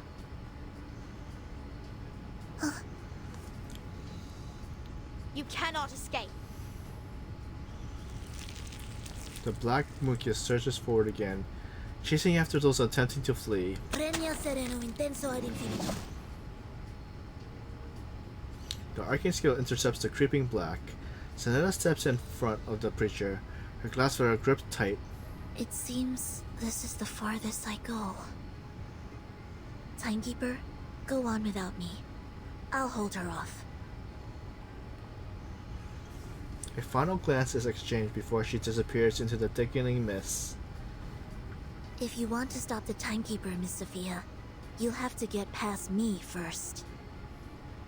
You once said that you'd draw steel the next we meet. Well, now's your chance. Make your move.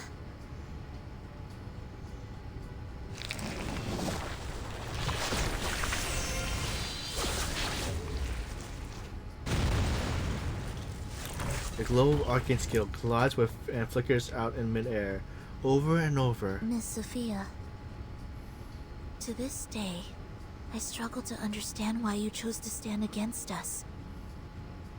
Why did you turn your back on everything? On everyone you loved, and who loved you? You've changed. Grown too fond of your own voice, and paid too little attention to what's happening around you. Are you sure this is where you want to be? What do you mean? The preacher fixes her gaze on the tunnel far end. As we speak, the Timekeeper is leaving your watch. Would the Foundation agree to this course of action? Shouldn't you be keeping your eyes on her, rather than wasting your words on me? I trust the Timekeeper will fulfill her duty. As for me, I will clear the dust off the path.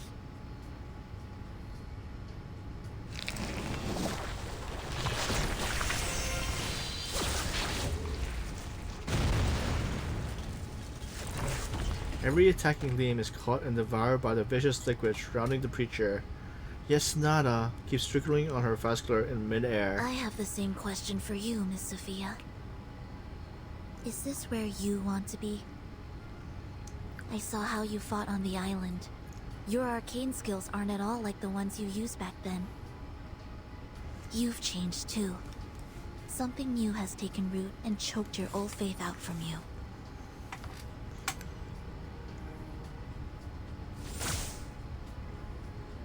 A single streak of light finally breaks through, severing crimson strands in the preacher's temple. We must be close to the ritual site for you to show up. Which means Dr. Doris is close by, doesn't it?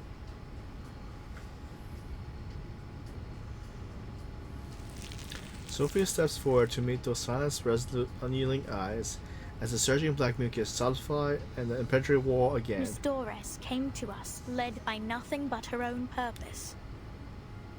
But what of you, Sinetto?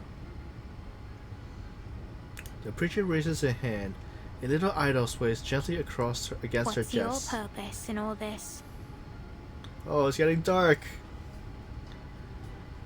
Her grip tightens around the glass feather, just as she's done countless times before. She raises it into the air.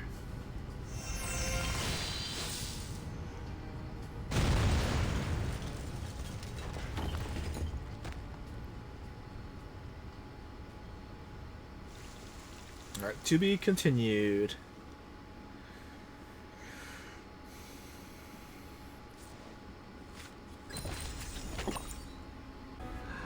Stage 20. The Weaving of Our Past.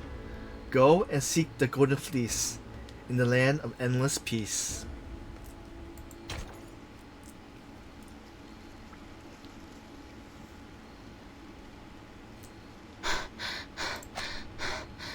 Sonetta? Oh, Vert is running.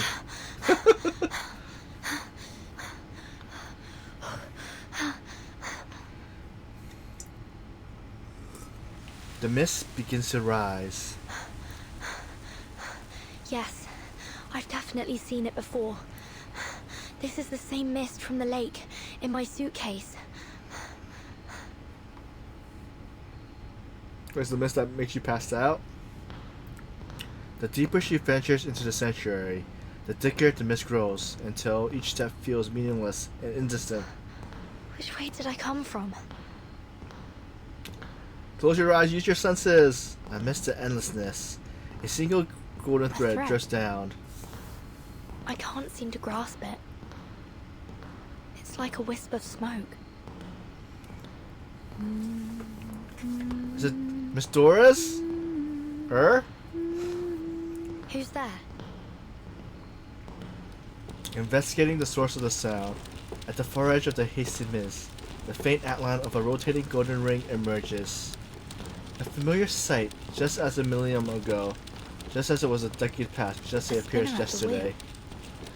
I've seen this before. But where? Yet nothing comes to mind. A soft song tug at the thread, guiding the way forward. The answer lies just ahead. Come, move forward, step closer, until the memories deep within the mist are within reach. What have I forgotten?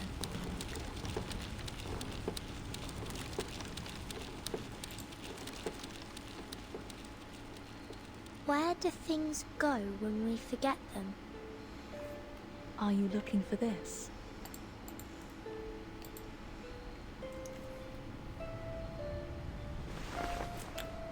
It's her hat. A hat. A deep indigo hat tied with a small teal ribbon. Yes, my hat. Thank you. Thanks for the I posture didn't check. even realize it was gone. It's ever so important to me. Where did you find it? Along the path you took. She points into the distance. The fierce summer light blurs her view of the Must have been another one of Joseph's pranks. Thank you for bringing it back to me. Are you a new staff member in the school? I don't believe I've seen you before.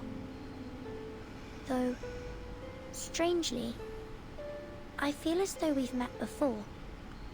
A long time ago.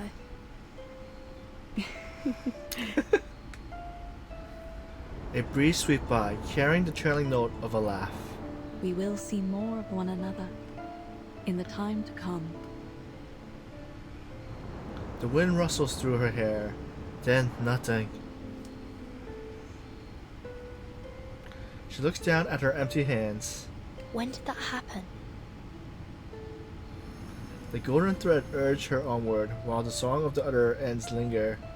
Sail, sail free, my heart and I. Wave your home a last goodbye. Unnoticed. Wave your home a last goodbye. What's that song you're singing, Burton? It's a song I heard in a dream. I dream about songs too. About my mom and dad singing them to me. They sing and say all kinds of stuff. But when I wake up, I can't seem to remember any of it. It's nice that you remember though. What was your dream about? I'm not sure. I don't think I really dream at all. But sometimes, just before I fall asleep, I feel someone sit beside me. She strokes my hair and sings this song. But when I wake up, there's nobody there. That doesn't seem like a dream to me. Maybe one of the instructors comes to check on you at night. I don't think so. Even though I don't remember her face, I know she isn't one of the instructors because I feel like I know her. It sounds like a fairy tale.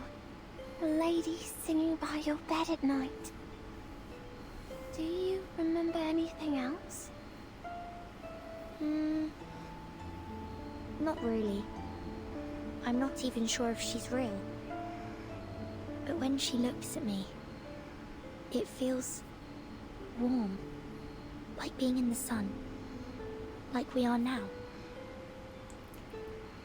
She turns, reaching out as if to grasp the sun.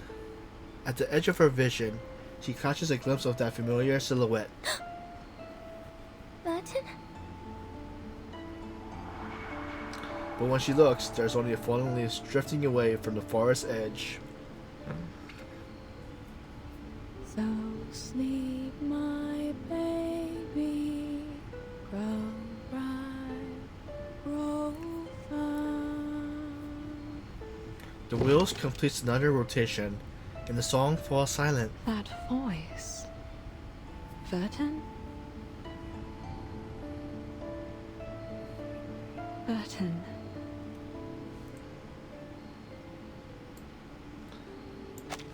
The same dream again. No. Is it even a dream?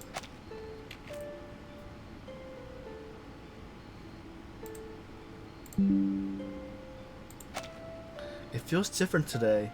The familiar warmth of song is absent, replaced by a chilled silence. Cool fingertips trace across brow, nose, cheek, and lips, mapping each corner. At last, the hand comes to rest over her eyes. My child. Tread the path you must tread. Turn the page you must turn. And seek the answer you must seek.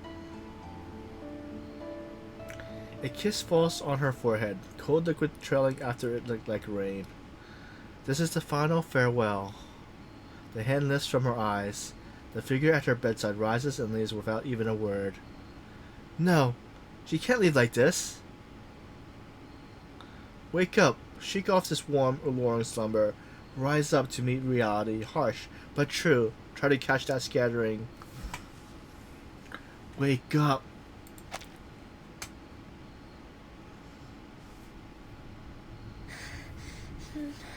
No! Stay with me!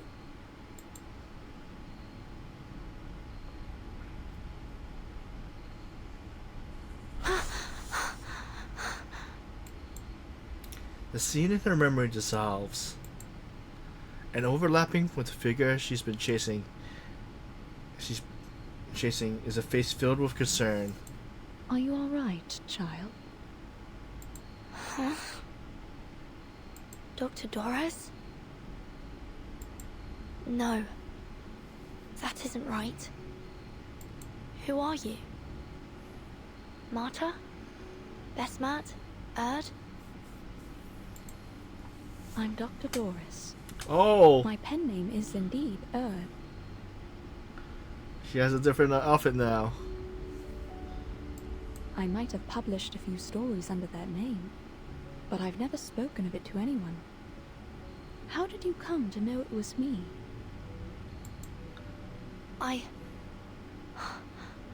been looking for you for a long time. I followed your trail across the world. Ah. I can only imagine how hard such a journey must have been for you, dear child. Dora's hands rest upon her head, stirring a warm stick of nostalgia. But I'm afraid the other names you mentioned don't belong to me.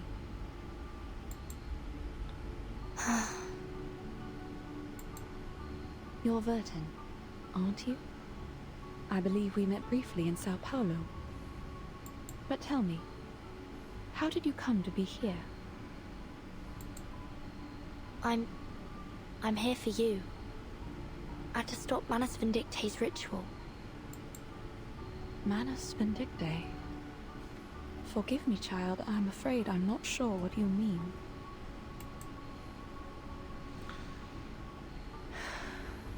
Allow me to explain. I'm an arcanist of the St. Pavlov Foundation. We have intel that a dangerously powerful ritual is soon to be performed here. In the interest of your own safety, I must ask you to come with me to the Foundation headquarters. I see. I will go with you, but not just yet. There is something I must finish. These threads I'm spinning.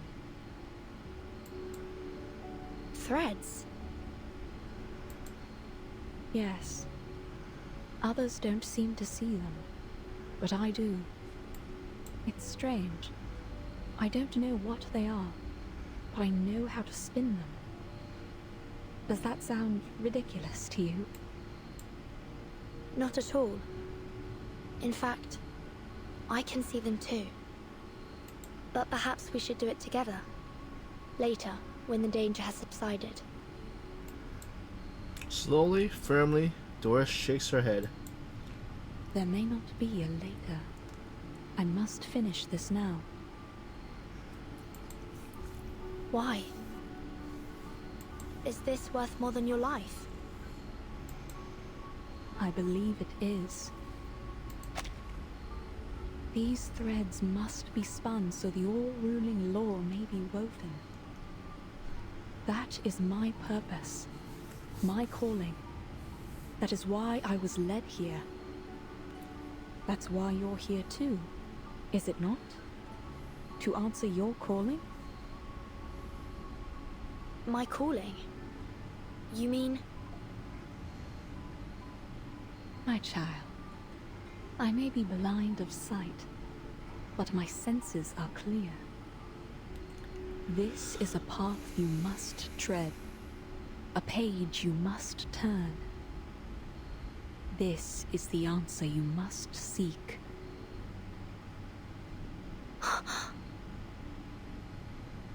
The word sounds familiar. No more is said. Doris turns away, hand returning to the spindle. And in that instant, her figure merges with memories of the past. No. She hears herself cry out in desperation, but the spinning wheel has already begun to turn. No! Stay with me!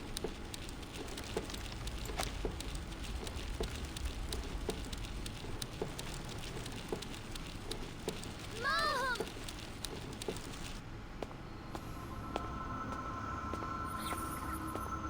This is... Verton? The water rises. More and more water rises. How can this be? No, this can't be my calling. Eyes running blind by their heavenly beauty, saying that heaven would have seen calamity. The breaker of death shackles shall rule us all, from this day forth and evermore. The blessing of the coming age is near, and humbly we kneel to receive such grace. O glorious one, walk the earth again. Shape this land with your mighty, vengeful hands. Miss Earth, we owe you our thanks for starting the ritual. Did she get tricked? Last, we are no longer lost, for the guiding one is risen.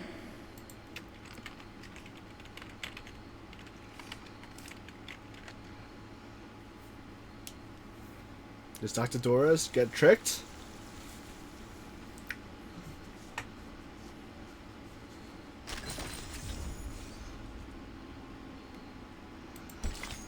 Stage 21. The way I came. Blood and tears become one as she weeps in the dark.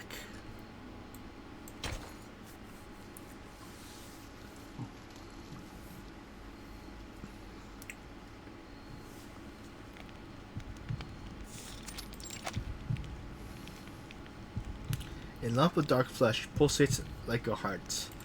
Its flowing black fluid spilling into the well, mixing with rain and neither weight nor wetness. That lump of flesh is... Arcana?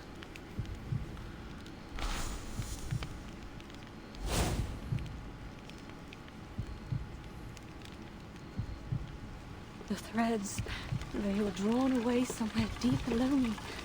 This isn't right.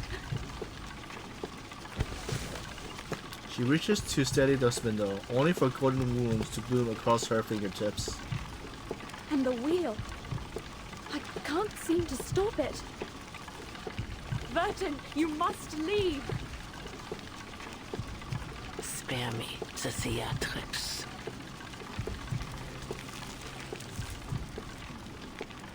Amos swings her longbow. Black, vicious liquid twists into a bond that pins them both in place. The ritual has begun. The mother will return. Such a moment is not to be disturbed.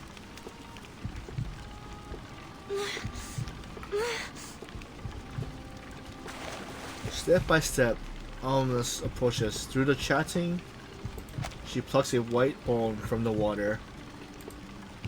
These bones are relics of a sacred age. Primal, elegant, powerful. Just like the era to which they belong.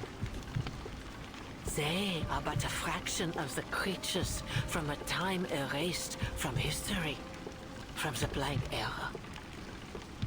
The moment is nigh. From the embryo, the Great Mother shall rise once more to restore what was lost. And break the shackles that were forced upon us eons ago. A blank era? Restore what was lost? No. Time should move forwards, not backwards. It seems your blindness is not just of the eyes, but of the mind. Still, I shall forgive your blasphemies. You were the one to start the ritual, after all. In fact, your contribution should be commemorated with a title. The Unseen Saint, perhaps. It is rather fitting, don't you think? No,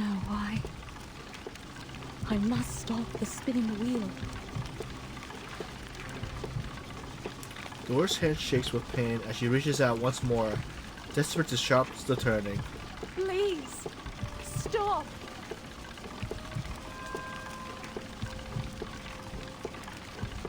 Not while I still draw breath. Animus longbow strikes the ground with a resounding crash, sending a quake through the entire sanctuary. Responding to her command, Drake calls out and around Doris' body, pulling taut around her weakened frame. The ritual glow intensifies, while her face grows paler still. As the golden light fades, she collapses into the swirling mist. For a moment, I thought you might have succeeded as you did in 1999. But it seems your prime has passed. The Mother of Resurrection will soon grace us with their presence. Your fate is inevitable. With a swing of the longbow, Animus encased Doris in black mucus, dragging both her and the spinning wheel down into darkness. Dr. Doris! Oh, there's no need for haste, girl. The Mother shall welcome you both into their embrace. It is a great honor to become one with them. You ought to be grateful. Animus turns to her weeping believers, still chanting hymns as the rising liquid engulfs them. A liquid devoid of weight and witness.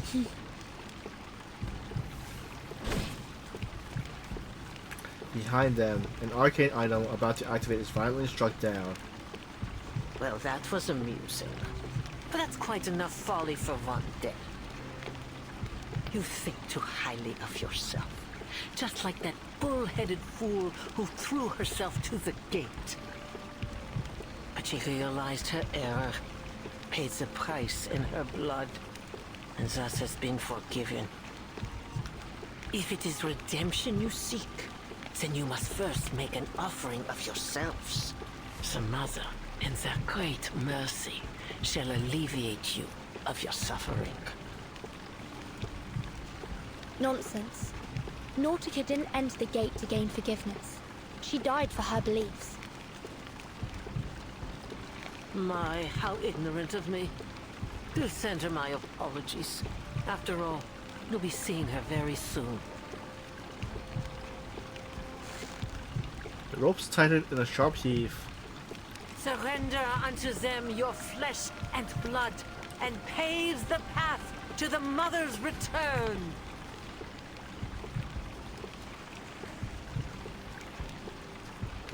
Through her obscene vision, the vicious hands from beyond the gate searches through the endless tube, grasping out over the mountain's heart with terrifying speed.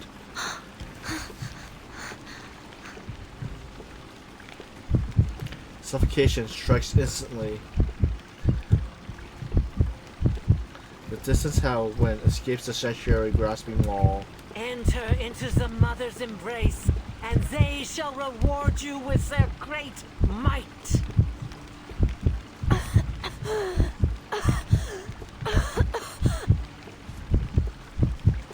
Vision tints with red.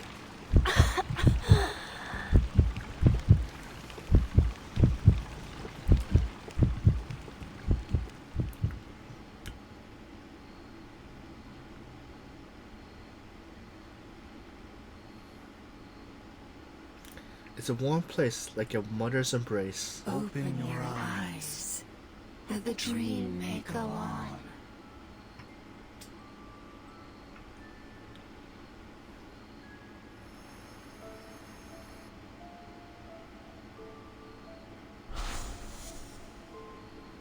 Relax, Martin. The best is yet to come. Wait till we take a breath of the real air. Till we stuffed ourselves with delicious food. And till we get back to our country. There's so much more for us to be shivering at, but in excitement. That voice. It's... She moves towards the source of the sound, straining to hear. the ring. Is that you? Let's open it together. 3, 2, 1. May the freedom be with us. Isabella? Penny? Are they all here? Let's go! Burton, come outside! Wait. Let's hear everyone's wishes. How about that? Snyder. Schneider? My lord, you're actually lying here defenseless. We have been with you for a long time. No reward? No way. His soft, raspy voice drips away like a feather. I find myself uncertain of which way to go. Would you kindly give me some guidance? Miss Marta? No, but... The guidance I can offer you is limited, Miss Marta. I think fate knows its own fate better than anyone. Thank you for your advice. I think I understand. No. Don't go.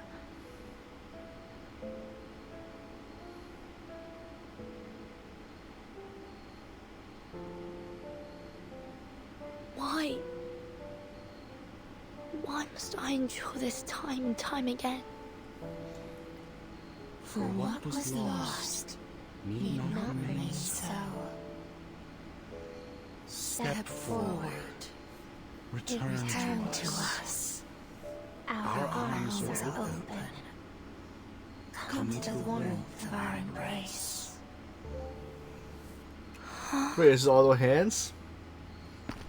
Her feet carries her towards the sound, then stops. No. This isn't right. This is the way I came. There are so many things to be done. So many questions to be answered. My calling lies elsewhere.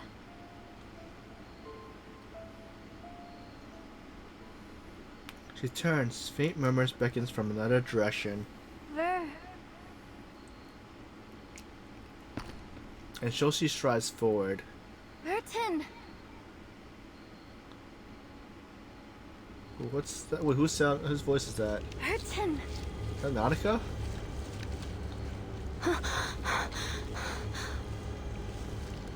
Where am I?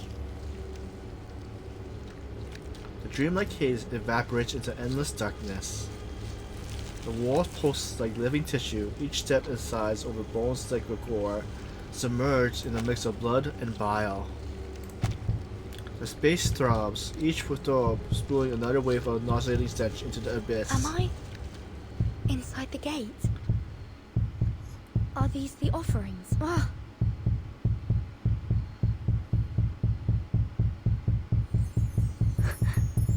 Be careful. One wrong move, and you'll end up like them. Then a child's voice, shrunken rasp of tears, pierces through, the only faint glow in the dark. The only reality in this place. Who's speaking? I wish I could tell you, but I don't know either. I can't seem to remember my name. Or anything, really. I've just been waiting here because I wasn't ready to join them. You seem to still remember a few things. How did you get here? I was thrown to the gate as an offering. I have to get out of here. Do you know a way out? A way out? I really have no idea. Maybe I can help you find a way. But where do you want to go? Why do you want to go? I need to exit through the gate. I'm searching for an answer, and I won't find it here. An answer? Is that why you were thrown in here? You could say that. And you're still looking for it? Even after everything that's happened to you? I'm not sure. What if the answer doesn't exist? What if you finish your journey and find out there's nothing out there? I've asked myself that question more times than I can remember. Sometimes, it feels like I'm doing all this in pursuit of a mirage. But I've come to be at peace with that possibility. Really? But what about all the time and energy you put into it? How do you keep going, knowing that it all could be for nothing? But it isn't for nothing. Memories flash before her eyes. Those sacrifices, those struggles, those who gave meaning to her path. I carry everything. Everyone with me. They were real. So even if in the end, the path I walk leads me nowhere, I know that. I will pursue the unknown, no matter where it takes me. The light trembles, uttering these words in a soft yet resolute voice. That's it. That's the answer I was looking for.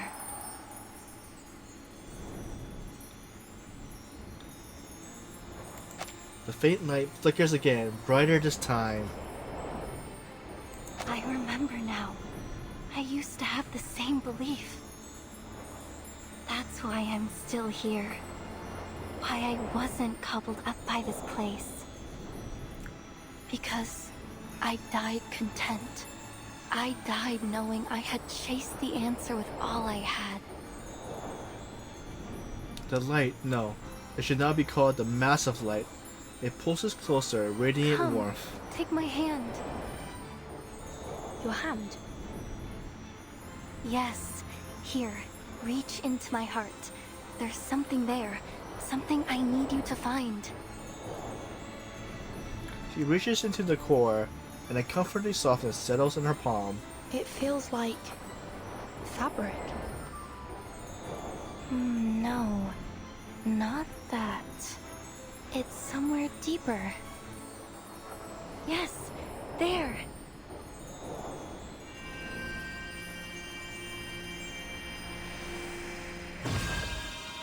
Oh, the pendant!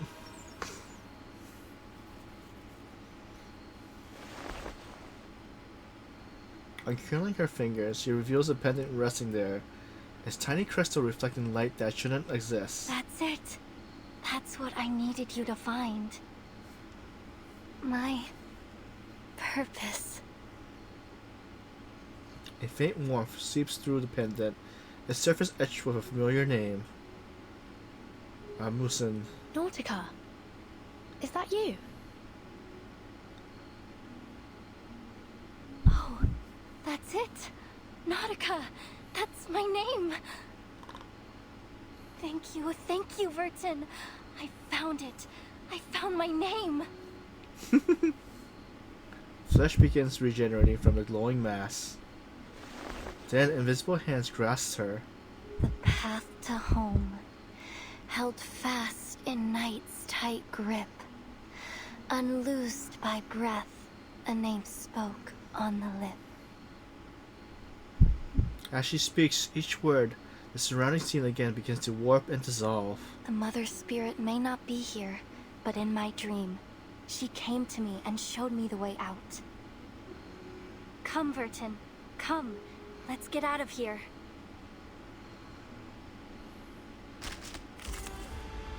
Inside the gate. Straight to the point. I like that.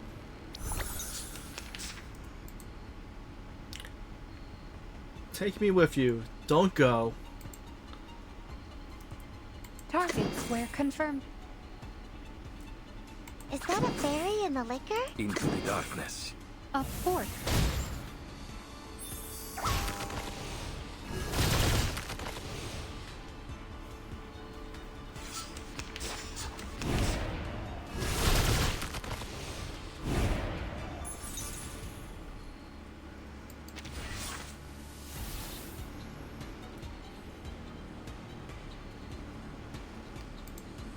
Wait for the right moment. Enemy reaction predicted. Target square confirmed. Addio, straniero.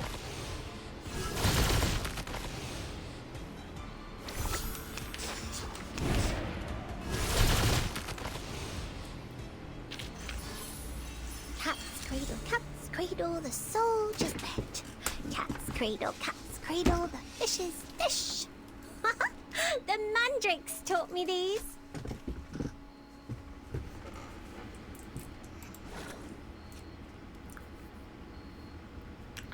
She clutches Nautica's hand.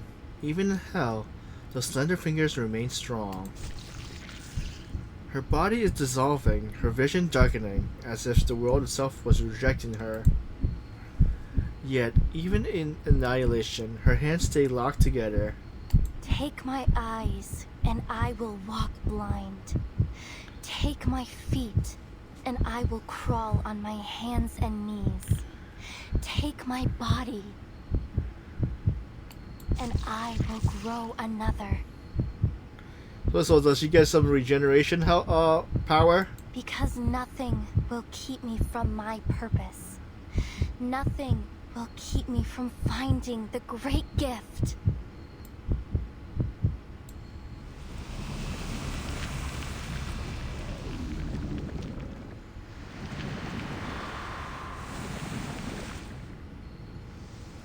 That's kind of cool in the animation.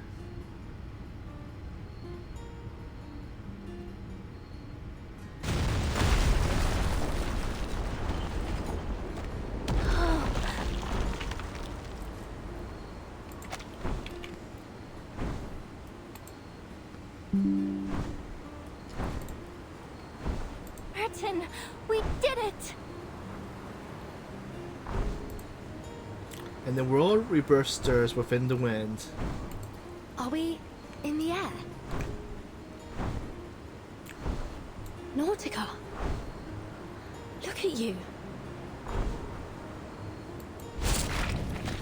Black music extends out from her body, forming bones while the white fabric weaves itself into wings. A drum seems to beat from afar. She stretches her wings wide, catching the wind beneath them.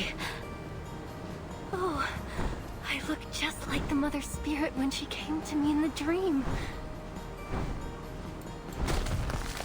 Shin lifts in pride. She shatters the boulder that lies the sanctuary. She leaps, and the wind follows. Then she rides that wind upward, breaking free from the countless grasped hands.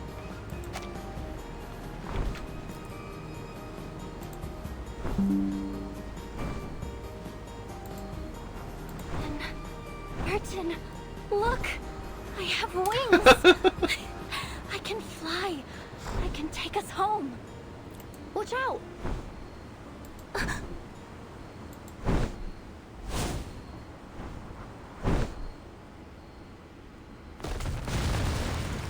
She flaps her wings, dodging the flying debris, and turns towards the source of danger.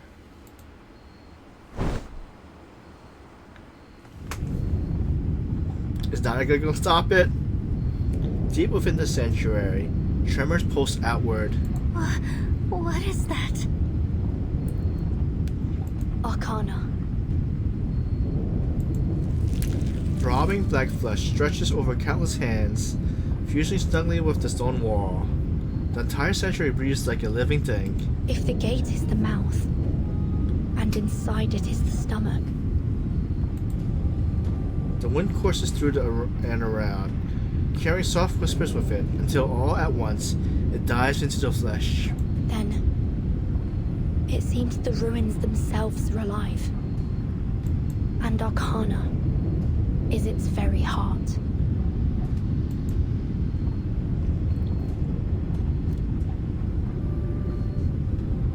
I fear it's only a matter of time before she's fully resurrected.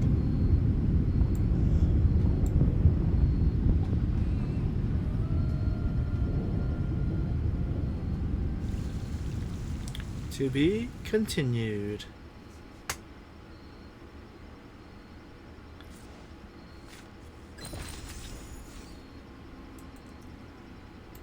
So stage 22, by their untainted blood.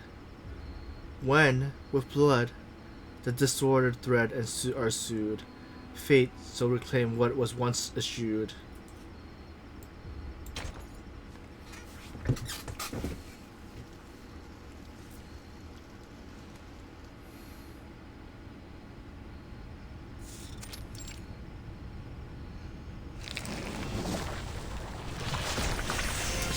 Is Sonetta still fighting? Words fall along the arcane scale of radiance. Sonetta and the preacher's pupil each reflect the other's form. It seems you've already made up your mind. I have. My duty is clear, and I'll honor it no matter what. After a brief silence, another violent tremor rocks the sanctuary. Timekeeper. So, this is how it ends. Ends? What are you talking about? The preacher doesn't respond. Setting down the idol, she walks towards her. Sonetta tense, but the preacher merely brushes past. Remember your words today, Miss Sonetto.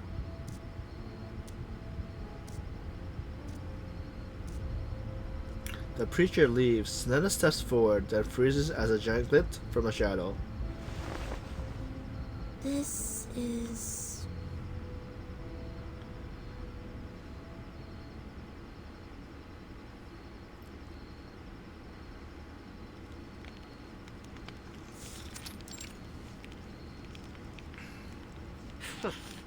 You've proven yourself to be quite resistant to death. I should have known you'd have yet another shared quality with a cockroach. No matter. You have blasphemed in the face of the Great Mother. There is not for you, but damnation now.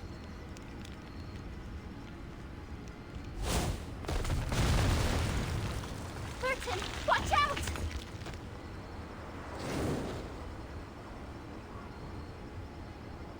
Nautica swings her tail, scattering Artemis' intense arcane energy.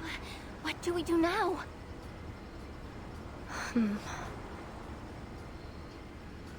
The flesh pulsates again, swelling more, now swelling to its limit. Sorry, Nautica. I'm afraid we'll have to postpone your plans to head home. We have to stop the ritual before Arcana is fully revived. Arcana? Is that what those snow monsters were trying to do? Bring someone back from the dead? Nautica stamps her talon into the ground, bracing for a counterattack, or more accurate, vengeance. Nautica, at 1 o'clock. Oh, okay.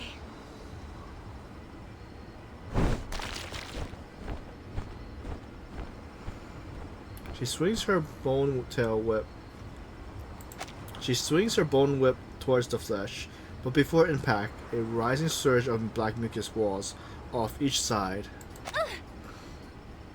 Strike from above.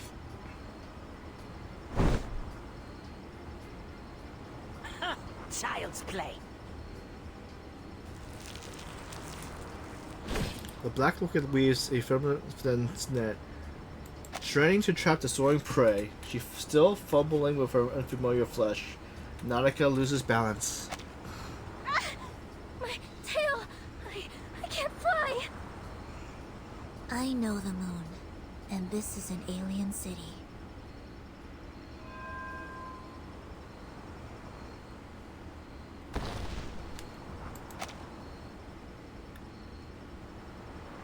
A transparent shield forms in air, blocking off the sizzling liquid. Sonetto!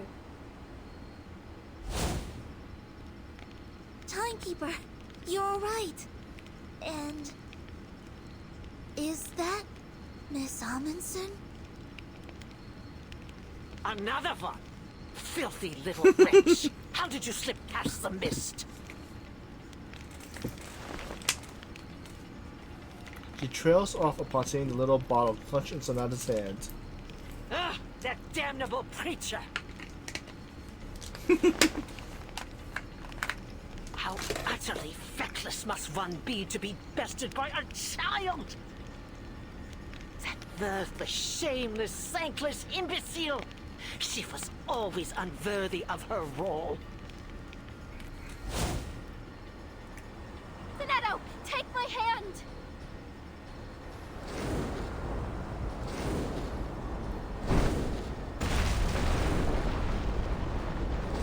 She dies, splitting the air in a shriek, but her massive hard tail knocks aside the attack. Sonata sees her chance, jumping on to grab Nalan's talon.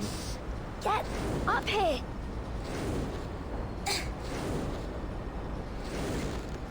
The once separated companions now meet again in midair, hands clasped tight. The team's back together again, and we can stop them together.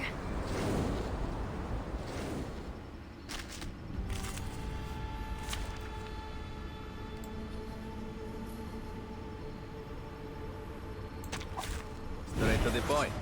I like that.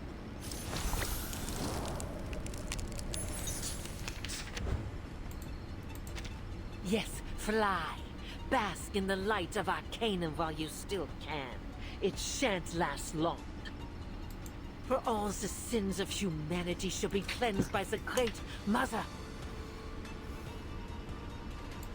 Including you, you disdainful little worm who dare steal from the sacred gate.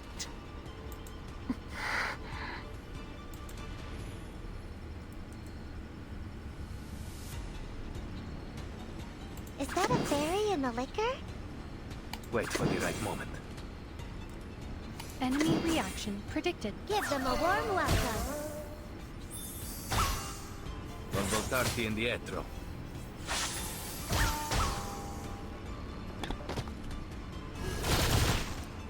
A fourth.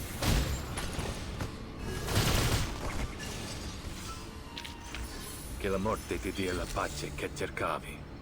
Requiescat in pace.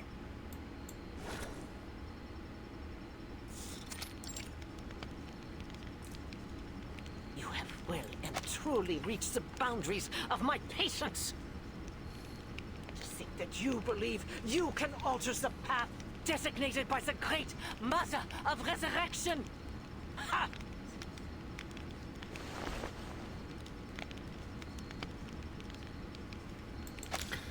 See, Though forced back, Agnes raises her longbow and lets out an ominous laugh.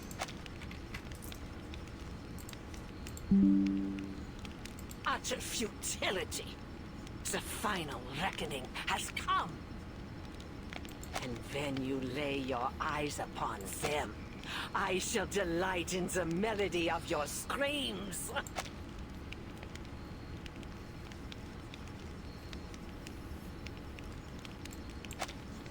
Agnes is the first to kneel before the throbbing, swollen flush at her lead. Every believer drops to the ground. The mucus surges around them, forming a protective barrier for the ritual. What are they? Wait, are they offering themselves as the final sacrifice?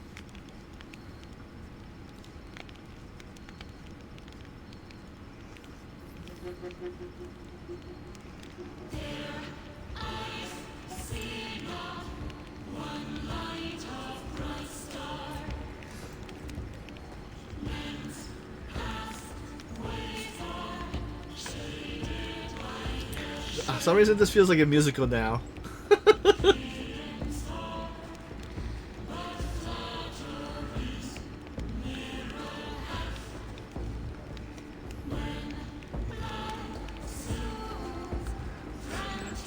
You think they're gonna do a Broadway?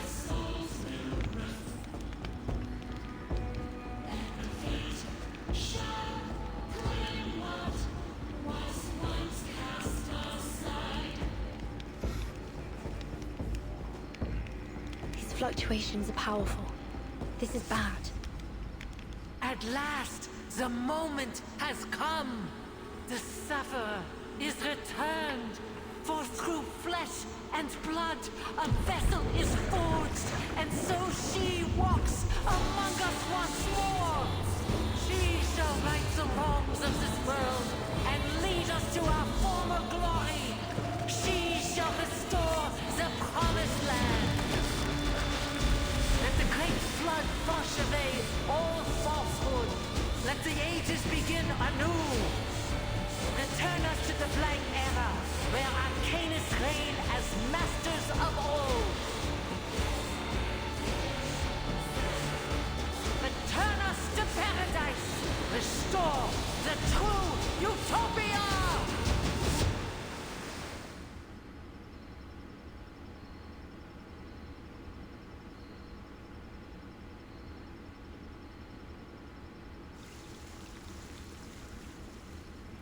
To be continued.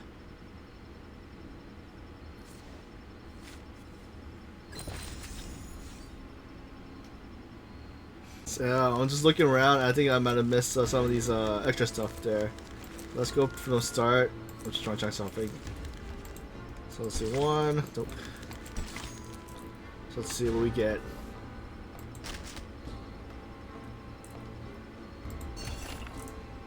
Ghost story. This comes from a personal experience of a radio enthusiast. There's no way it could be false. Ghost radio. So, last night I picked up a really weird shortwave station. Was it a buzzer or a number station? Could just be interference. No. There was a woman voice spelling letters, but it made no sense. Myday? Siva? Wait, MYDA? SEVA? She also said something quite creepy. Did you record it? Only got a few clips. Here, listen. Mike, Yankee, Delta, Alpha, Sierra, Echo, Victor, Abandoned.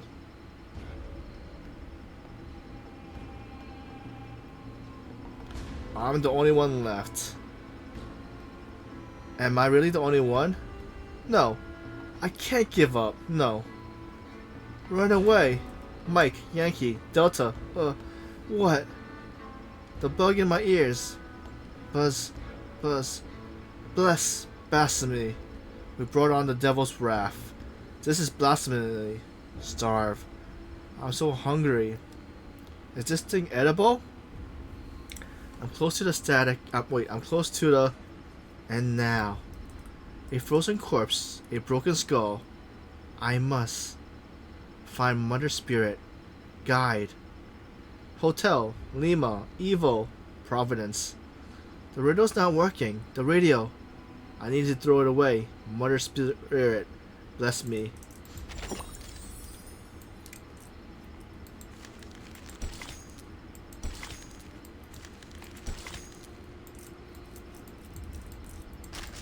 Okay. The next step. Predicting other players' moves is always more interesting than playing them yourself. Analyze the game. About this piece of yours. She has no part in this operation. So, you have other plans for her. She's quite durable, a useful piece indeed. Yes, she brought many interesting whispers from the dark, hasn't she? It's a pity Moth doesn't last long in the rain. So they're talking about Miss Grace. I already passed the ritual intelligence on to Vertin. She'll need her assistance to reach it.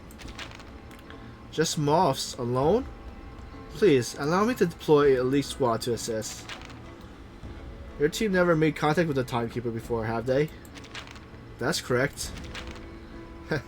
She's always had preferred a softer touch. That won't be necessary. This isn't combat. Some doors require only a light touch to open, and our moss needs a light to fly to. This will likely be her final delivery.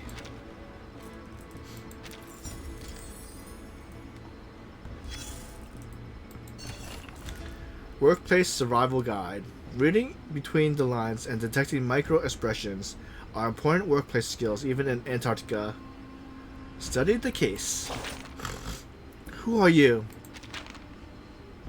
Mr. Forget-Me-Not entrusted me to deliver the Fountain of Youth to the Sanctuary, and to assist you with a ritual preparation. This is my first time having the honor to enter this holy place, Apostle Animus. Oh, so the ever-noble Forget-Me-Not does dang himself above such tasks now, does he? What happened to him? It's not my place to question his affair, Lady Apostle. But when I last saw him, his condition was concerning. More likely the result of incompetence than the price of brewing the immortal elixir. This was his most secret charge. No matter his state, he ought to have crawled back to the sanctuary himself, and groveled at the Mother of Resurrection's feet, to ensure privilege over the mere flesh wound. I see you wear no mask. Don't tell me he sent a untested follower to deliver ritual materials. I pledge my faith to the Inculcator of Arcanum. Lady Apostle, I am blessed. You are an apostle? You are a apostle? First that red hair fraud, and now a near total stranger? How many more vermin will the Mother of Restoration gift be watered on? No matter. I do not expect the likes of you to contribute anything meaningful to the ritual. You will follow my orders. Whatever title Forget-Me-Not gave you, remember who rules the sanctuary. As you will, Apostle Animus.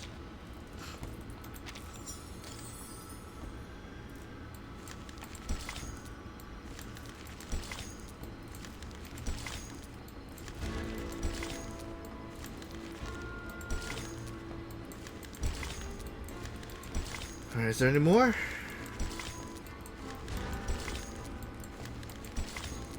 Alright.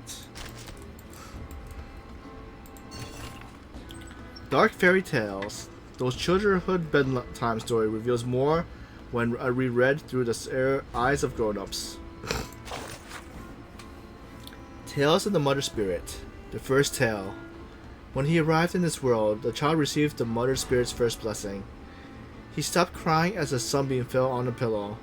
Through his tears, he saw her gift, golden rays warming his hand, white cloth softly swaddling his body, and fresh air breathing into his lungs. A single life is all we are given. Thus, the Mother Spirit taught the child to cherish. The third tale. The child gripped a bowl, leaving deep footsteps in the snow. It was his day to hunt, but this land hasn't seen any trace of birds or squirrels for ages. The long-absent spring has grown fainter with every passing year, like a distant myth. Finally, the child looks down a doe that just before sunset, closing those watery eyes glowing with innocence, his weary hands shakily spitting the flesh. He recognizing that this was the Mother Spirit's second blessing. Staring at the frozen, fragile branches, the child knew it was time to go south. The seventh tale.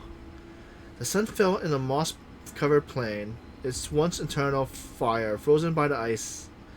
Fish drowned in the water, sinking to the riverbed, where they transmuted into swords. Coffin creaked open, shriveled fingers crawled at passerbyers, seeking redemption.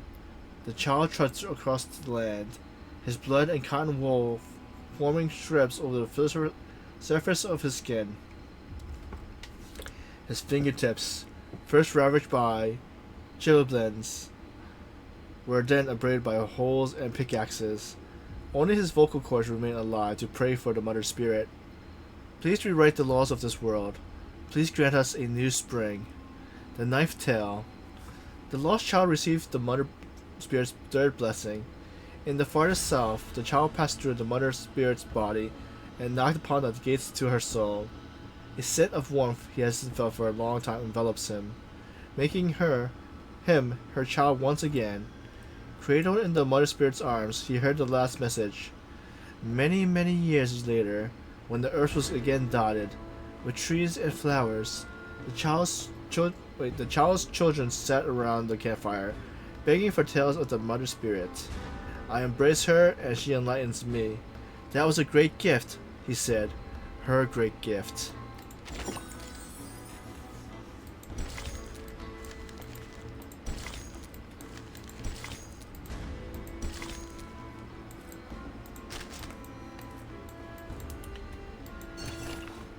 Paper and sand tables. Hundreds of people trapped in a thin sheet of paper, waiting for orders and for rescue. Provide support. Oh, it's not a fight?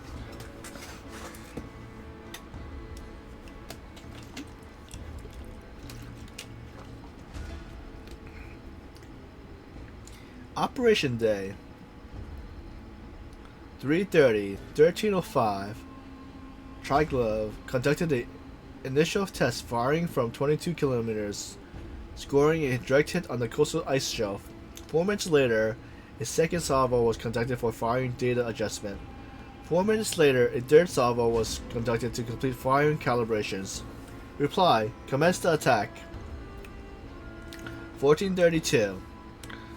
Magnus activated self-navigating mines. Confirmed underwater attacks fell on 2 destroyers, with 1 confirmed incapacitated.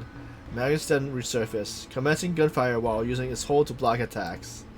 Reply: deploy the second wave of 5 destroyers to intercept Magnus. Xeno Air Force has launched 14 reconnaissance personnel. Coordinates required. 1603. Magnus has been defeated. Fleets in advancing pending the construction of the artificial harbor by logistics units. Reply: monitor Igor's rebels and provide real-time situation assessments. 1925. Trikar has advanced into the heart of the combat zone. The artificial harbor construction is now in the initial phase. Sonar has detected a massive unidentified signal. No movement detected from Igor's force. Reply: emplace firearms based on fortification. Maintain surveillance on the enemy main force.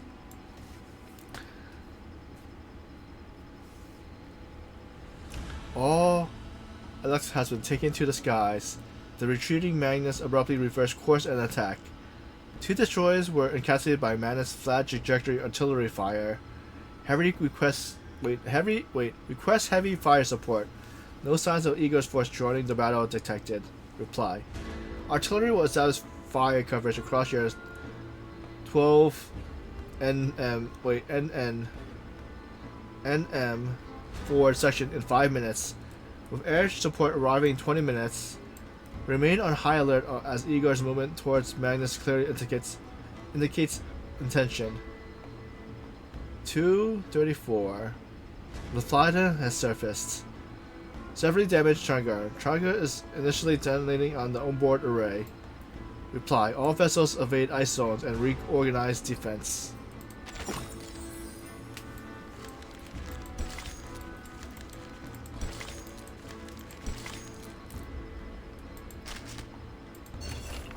Black and white. We all seek the answer, but we move from opposite sides. Find the answer. Miss Sophia, you can't build a faith on hatred. You and Vertin, you witnessed the phenomenon world shattered time and again, have you not? Tell me, how do you navigate the imitation? We shelter who we can, the Canyon Keeper, the Foundation, Tukin Regulus, 37, and many others. Miss Sophia, you? And yet you must let go of kin and friends, treading over the corpse of untold more besides. You turn a blind eye to the suffering wrought by the wheel of birth, because your little ark is simply too small to carry them all. We, Mantis Vitis is not the answer. They only bring more suffering, more shrines. Is that not the world's true face? The wise reach the far shore. The lucky gasp for air as they cling to whatever they can find, and the rest struggles in the whirlpool below. The Mantis are killers. Do you really want to drag even more people into the whirlpool? Even if no hand disturbs the sand, the tides will eventually rise to erase all marks. Or have you found another answer? The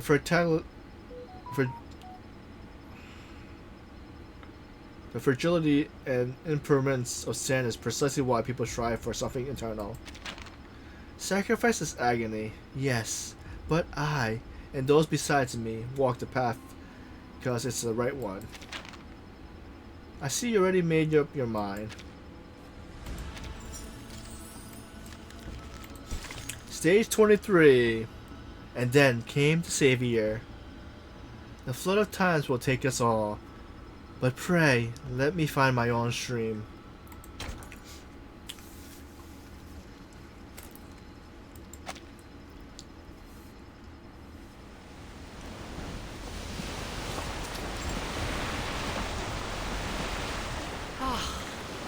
What an honor it is to bear witness to her return with my own eyes. Great Mother of Arcanum, guide us, protect us in your infinite might. Let the flood come. Let all be reshaped. Bring forth the primordial garden. Arcana.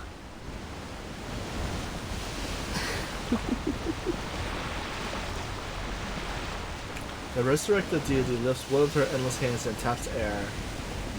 Liquid emerges from the well, shrouding everything it touches. Look. Stay away from that liquid. It's no ordinary water. It's spilling out from that well. Are you attempting another storm? Storm?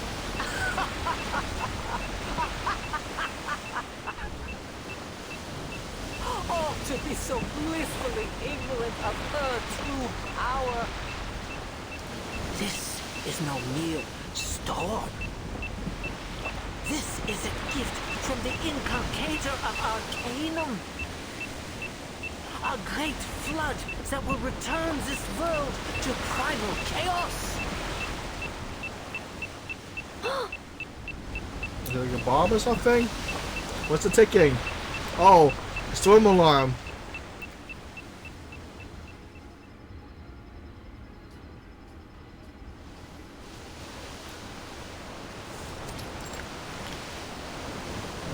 Captain, sir, we're sinking!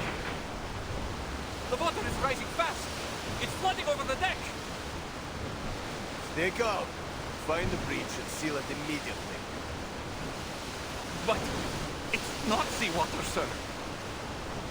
Captain, report on the enemy status. What is it?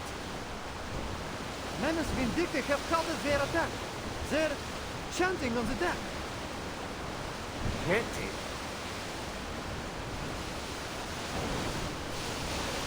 Faint chanting echoes from the frozen coast. Tides running blind by their every routine, staining that heaven with obscene calamity. The breaker of death's shackles shall rule us all. From this day forth and evermore.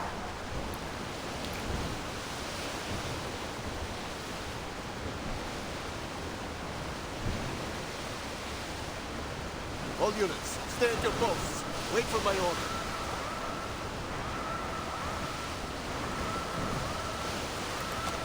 The captain steps towards the flood pouring from the inner cabin. Captain, something isn't right with this water. His boots are already submerged. What the hell? My feet! I can't take on!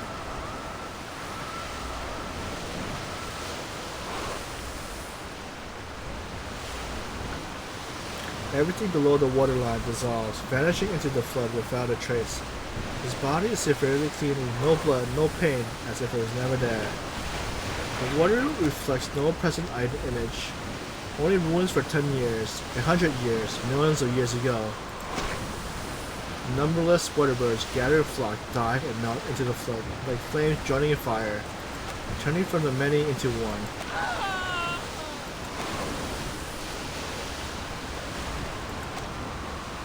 The first scream erupts from a young soldier.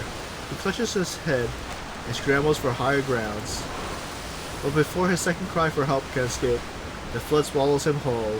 The blessing of the coming age is near, and humbly we kneel to receive such grace. O glorious one, walk the earth again. Shake this land with your mighty, vengeful hands.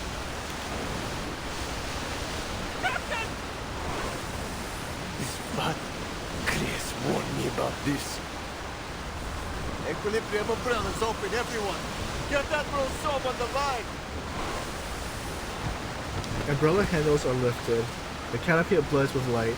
This is just another storm. The umbrella's open. Yet before the words are spoken, the flood devours them whole, and soon after, the equilibrium umbrellas too. One by one, umbrellas and their bearers dissolve into the water. The soldiers scream and the Mantis Sea Base roars clash. Then silence, absolute silence.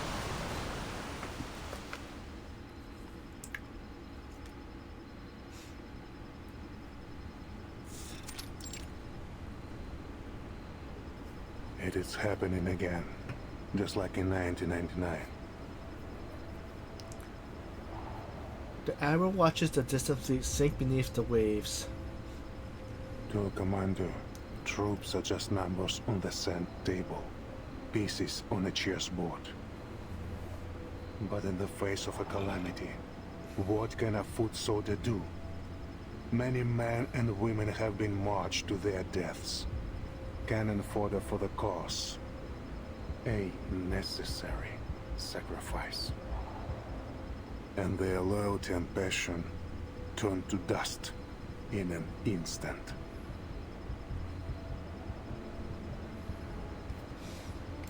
The sea climbs faster now. The coastal ice shelves already gone. Only a pristine flood remains, like a vein of translucent gauze, wiping away all impurities. Father, Muldir's men have arrived. Good. Has the team been mustered? Yes, including the wounded from the Manus Vindicte attack. Everyone's here except Captain Danilov. And Muldir. She wasn't with the team when they arrived. I see. Prepare to move. We are breaking camp. Yes, sir. Where to? Somewhere safe. Somewhere the flood cannot reach us.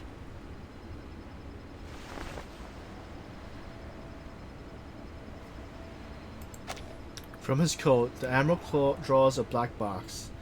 It rotates in slow motion over his palm, emitting faint golden light. Is that what we got from the Manus deal? He nods. It is. From this day on, we are taking a different path. One without fruitless sacrifice. But Muldir is still... She is walking her own path. Igor looks out towards the distant snowy peaks, seeing instead of the long road that brought him to this moment. I have faith in her decision.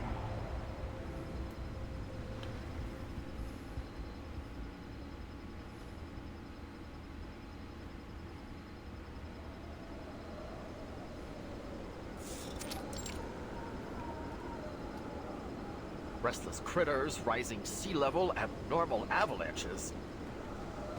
It's the Manus ritual. It's already begun. We need to do something before it's too late. Oh, you've got to be kidding me. Boss, this isn't exactly the time for chit-chat. Avalanche incoming! All units change course! Follow me now! The guard holds up the still analyzing researcher and charges upward on full speed.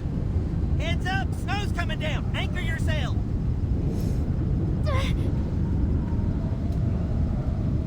In a collapsing snowfield, the guard struggles to steady herself, but the sheer force of avalanche overwhelms them both.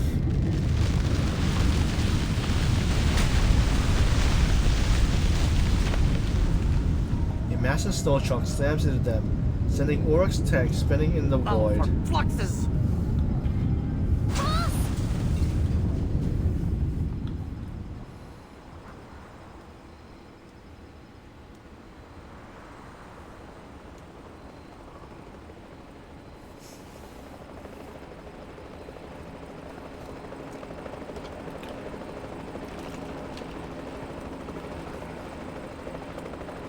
We're there to the rescue!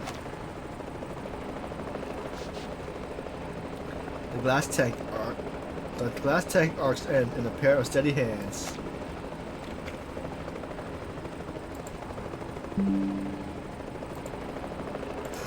We made it just in time. In the howling wind, back hair escapes from under her hat. It's time, Captain Danilov. Lower the altitude and release the ladder.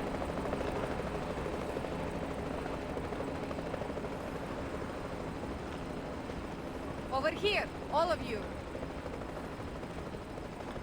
Everyone grabbed on? Yet despite the rolling Deer! My apologies. We should have come sooner. the guard shoves Oryx's body into the cabin. With help from Madura, the two groups finally emerges. Miraculously, aside from some surface damage to Oryx's last container, no Arcanus or Pinwin were harmed. Hey, Lieutenant! You got here just in the nick of time. That's quite enough. The sea level is rising, but not with any ordinary water. This is something far worse than we have ever seen. Something even more destructive than a storm. At this rate, it will soon wipe this era from the face of the earth. I figured as much. An event of this scale and severity could only be the result of the Manus ritual. We must act now.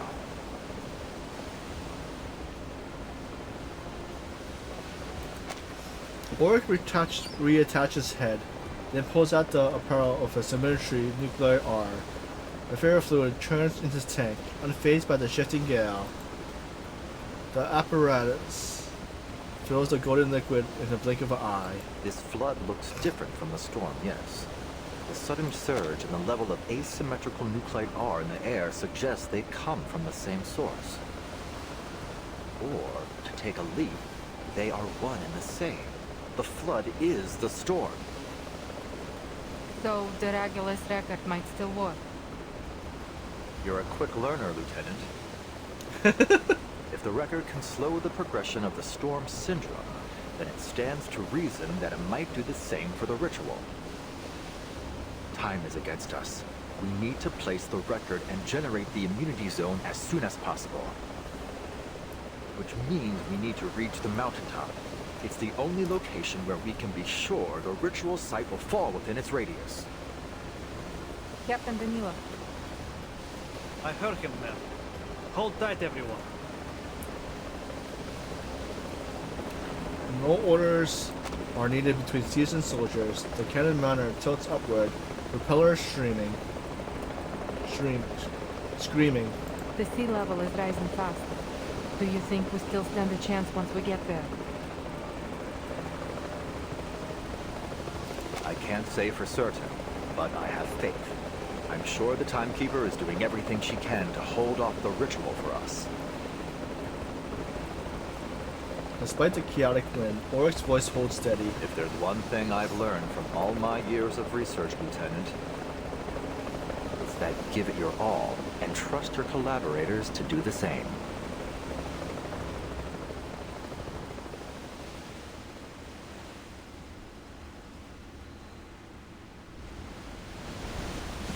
The water's rising quickly. At this rate, we'll all be underwater in a matter of minutes. We must disrupt the ritual before the flood drowns us all. Rituals miss the flood. All twists around the Vertices Colossus. Attack Arcana. Maybe we can find a weakness. Got it. A lit arrow splits the thin air, embedding himself beside Nautica's twitching talons. What a farce. A few squirming little insects think they can defy fate's design. This bird you so desperately cling to is not but the poisonous fruits of a corrupted tree, rotten to the very core. Watch as it falls to pieces. Watch as the flood washes away all the impurities of this world and returns us to what should have been.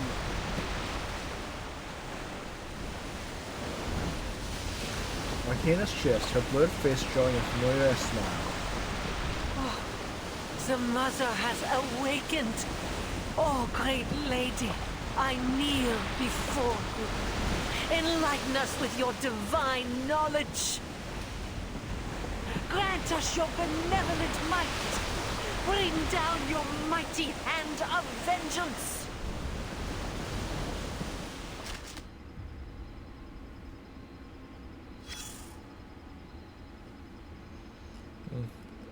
So it doesn't say to be.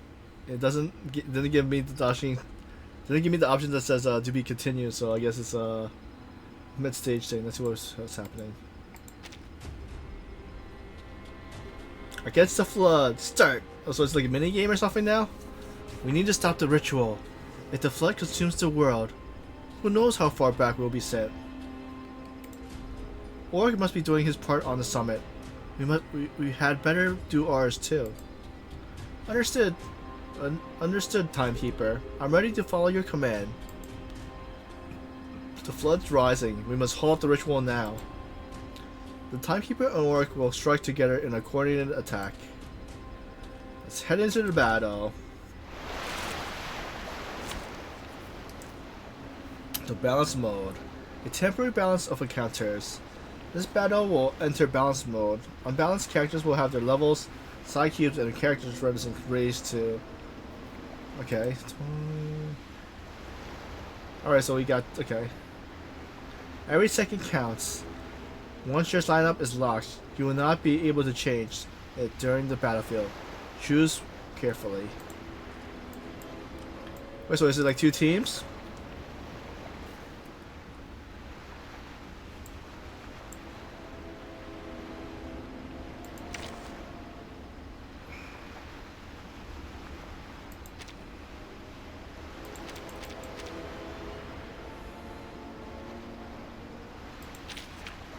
Okay.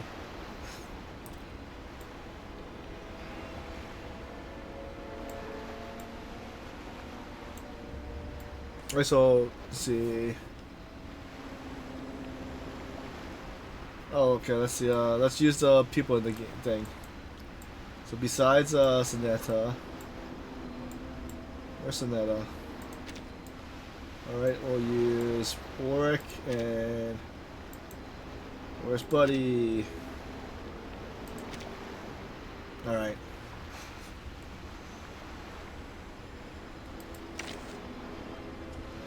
We'll figure out what to do when we sorry, let's see. Once confirmed, this lineup cannot be switched for this battlefield. I better not fail.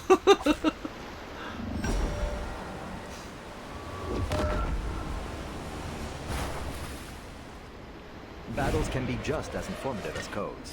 You just have to know how to read them. Due to the flood, the chill grants all allies 2. Okay.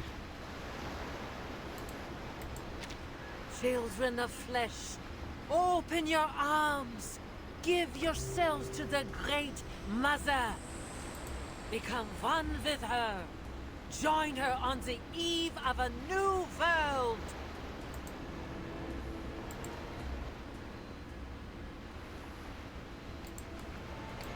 Okay, let's see.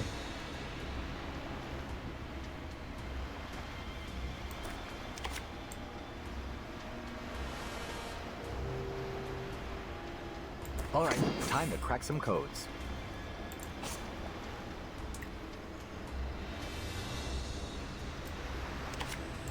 I'll handle the tech support.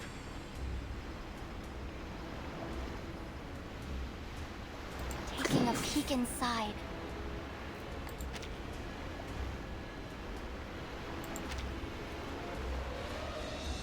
Sensing their thoughts.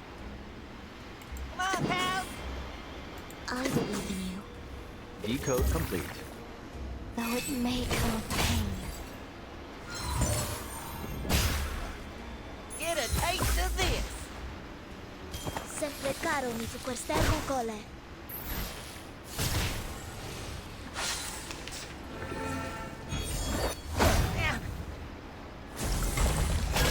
Careful, pals! Don't forget we don't have a healer.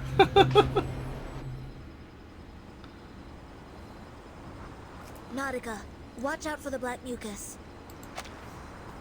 Hold on, team.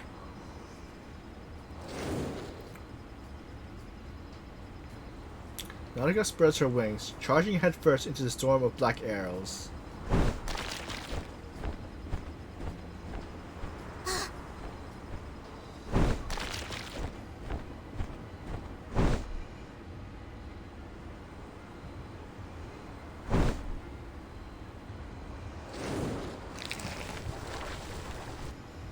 At the last possible moment, Nautica folds her wings and slips into the narrow gap between the flood and piercing arrows.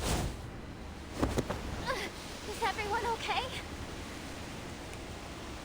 You're burned. Let me take care of that. I'm fine. Really, I am. Just hold on to me. You're injured, Nautica. We can't dodge these attacks forever. You're right. And tell me, Vertin. Tell me what to do. I'm still not used to this body. I need your guidance. Just give the word, Timekeeper. We'll make it through this. Together.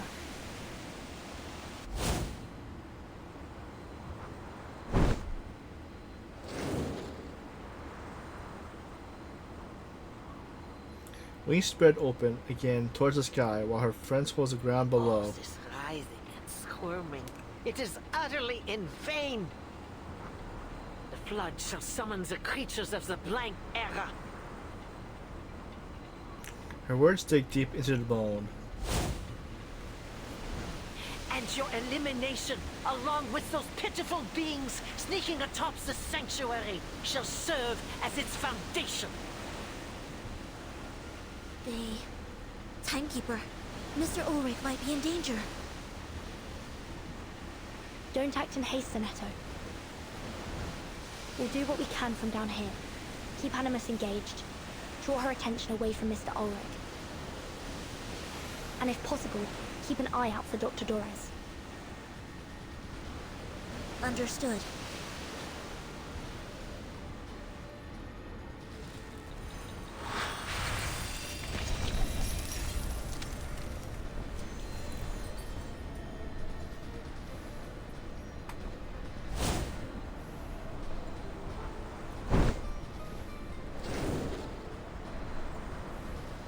Vertin! The water just keeps getting higher. I'm running out of space to fly in. You're right. We need to make more space. Can you break through these walls? Break the walls? Yes, just like you did earlier when you kicked those rocks.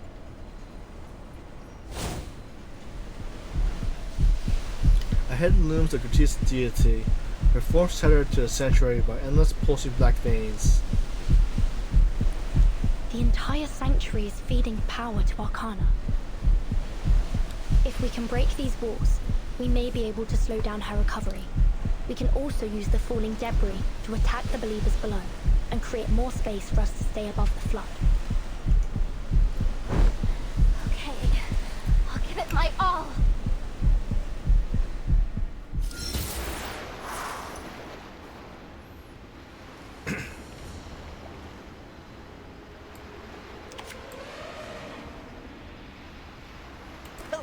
Let's make a scene. A sword shot. Alright, time to crack some codes. Come on, pals. Let's make a scene. Take care, pal. I know the moon, and this is an alien city. Encryption complete. I salute you. Boom!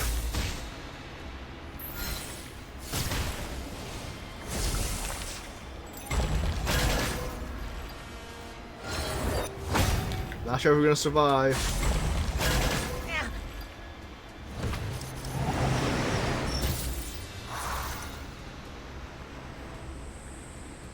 Oh, sealed. Oh wait, they're frozen?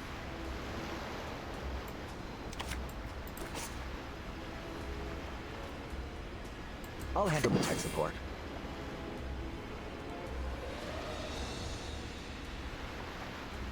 Come on, pals. Taking a peek inside.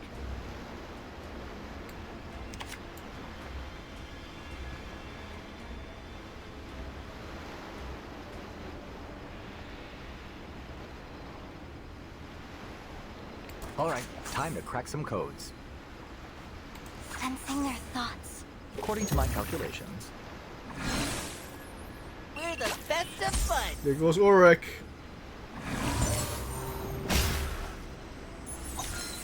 Though it may come with pain.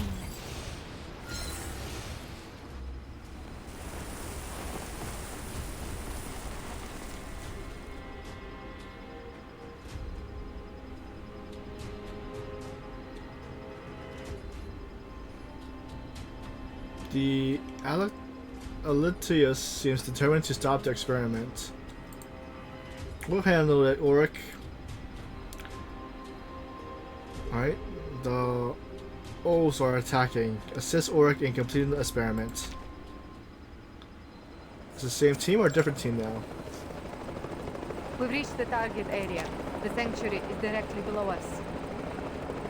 this will be a race against the clock. Before the helicopters can even stabilize, Mulder leaps out, guiding Ulrich from the cabin. Now's the time. Give me a hand with the record player while I generate the magnetic field.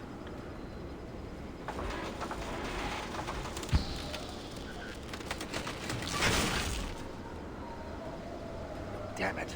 The field is totally unstable. I can't accurately calibrate the record player under these conditions. The asymmetrical nuclide R in the air is far denser than anything we've ever had in the lab. There are too many variables. There's no way to be sure that Regulus will function as expected.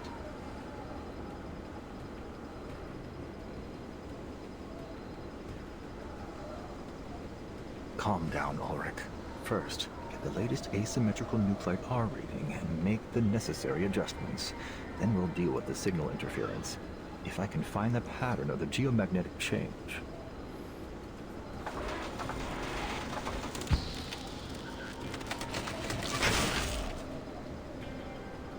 For Flux's sake! The device is frozen. Somebody help me out here!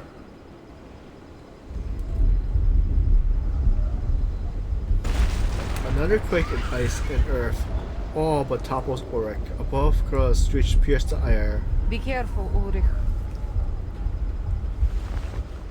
Modir steadies Ulrich just in time. Leave the monitoring device to me. I can fix it. Buddy, keep those creatures off of us.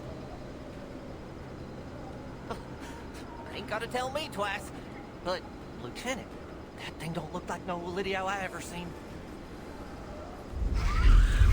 A great ballooning creature spreads its wings and dives towards them, followed by a swarm of eager to feast. Heavens to Betsy! Now this'll be a tough nut to crack. Prepare to engage. Hold them off while Ulrich works on the record. There's no room for error. We get Modir in our party now or no?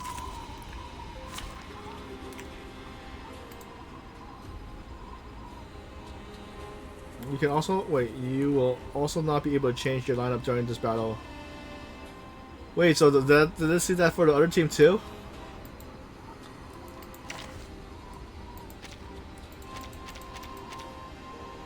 Let's see, tank.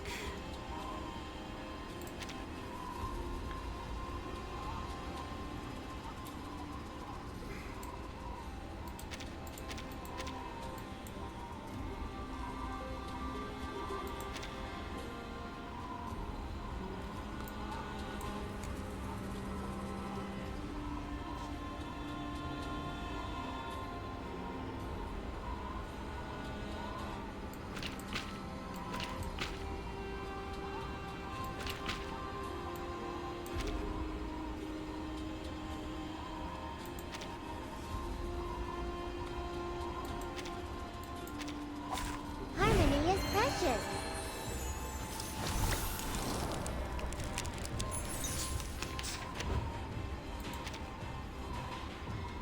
Is that a fair Target square confirmed. Wait for the right moment. Give them a warm welcome.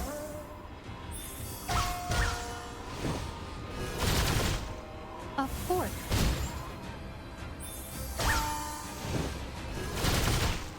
You see it coming.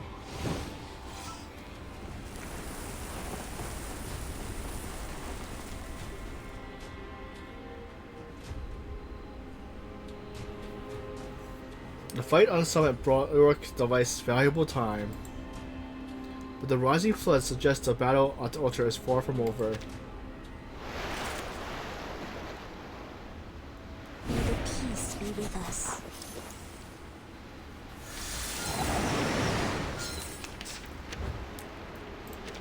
I will not have it. I will not allow you filthy creatures to desecrate our sacred land!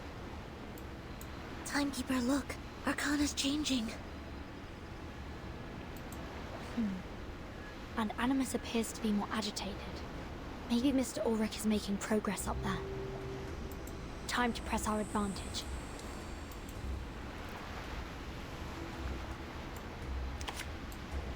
My sword sharp. I believe in you. Sensing their thoughts. Taking a peek inside. Come on, pals! So long lives this, and this gives power to thee. Sempre caro mi fu quest'ermo cole. Face the truth. Close your eyes. Move! The path will become clear.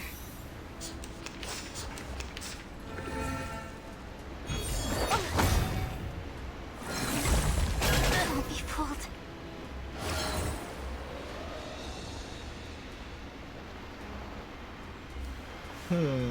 Okay.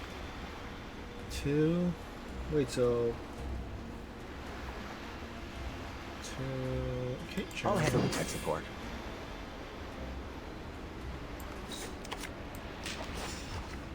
All right, time to crack some codes. Oh, let's make a scene. Sensing their thoughts. According to my calculations, an accurate reading. I salute you.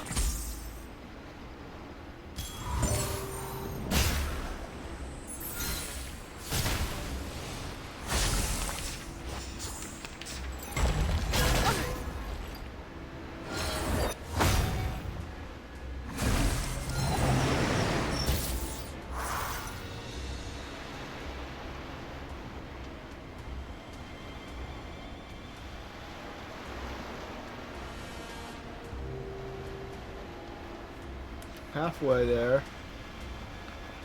So let's see what's Daka's special look like. Wait,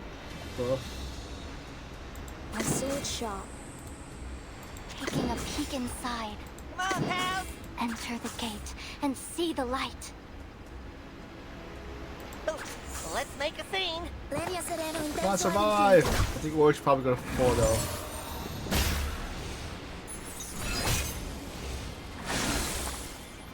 Here goes Oric.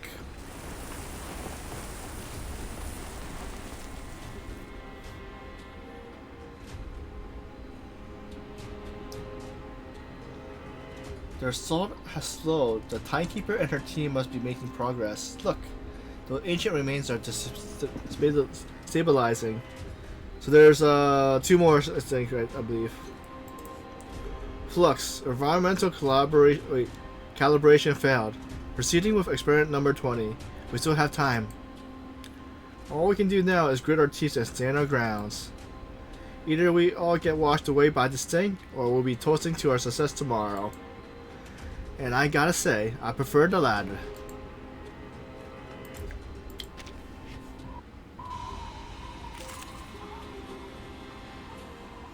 Straight to the point. I like that.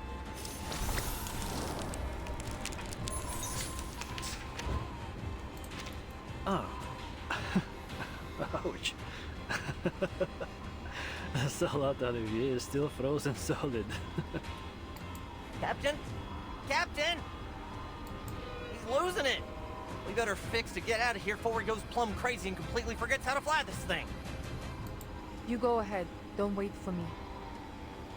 I will stay with Ulrich till the end. Dang, name it! I ain't never turned my back on a friend, never once, you hear? I swear it if my name ain't Fairchild. Ain't none of us leaving you. Sergeant Fairchild and his penguin army are here to stay, come hell or high water. Missy, can we trust you with the chopper? Who else do you think is keeping us in the air right now? Captain Danilov's been trying to fly this thing with his teeth sunk into the bloody throttle. A pot of liquor amidst the flowers. Target where confirmed. Into the darkness.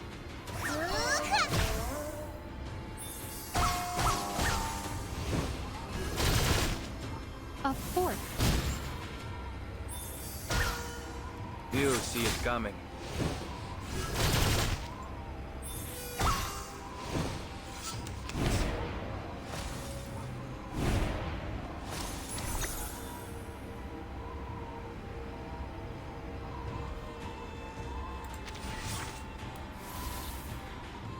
Enemy reaction predicted. Is that a fairy in the liquor? Wait for the right moment. Enemy piece overloaded. Enjoy! Liberato dalla paura.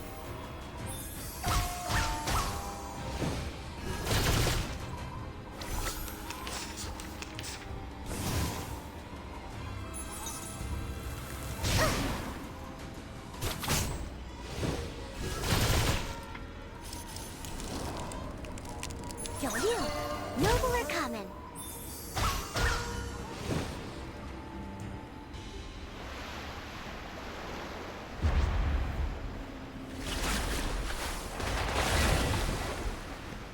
There are many routes to travel, but only one destination. This battle only seems to be getting more difficult. We'll stand with you, Timekeeper, no matter how hard it gets. This isn't the first hard fight we've had, and it certainly won't be the last. The Sanctuary is losing its structural integrity. Keep striking the rocks. Don't let her draw any more energy from it. Just hold on a little longer. You can do this, Nautica. You're strong. You can do this. Burton, Sonetto, I have an idea.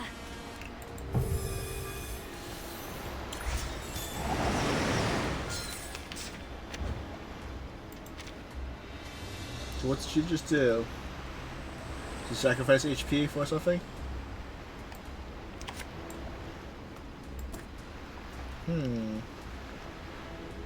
sword sharp. Come on, pal!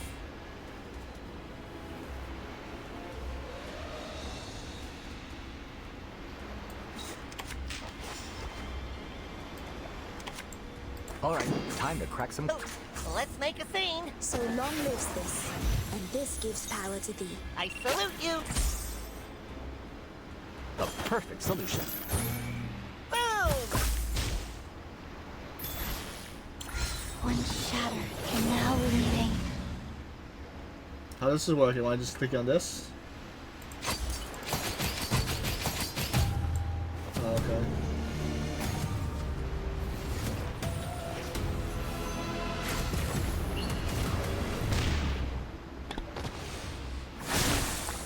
Excellent work, Nautica. Close your eyes. Oh, we're doing better than before.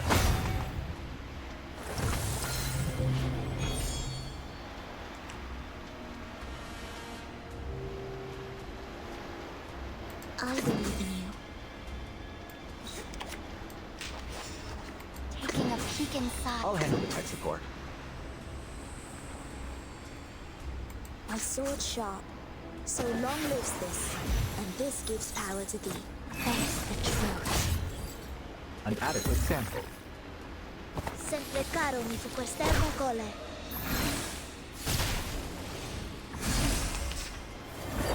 Won't be fooled.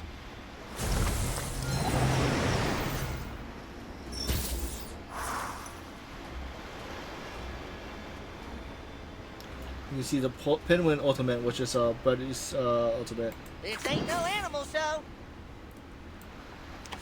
Yes, sir.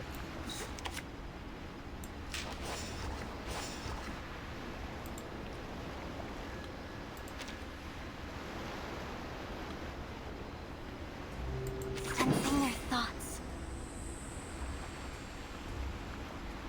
Oh, let's make a scene. Alright, time to crack some codes. I believe in you. Antarctic Advance Party! 3, 2, 1, charge! The path will become clear. The smell of the great outdoors. E-code complete. Regna sereno intenso ad infinito.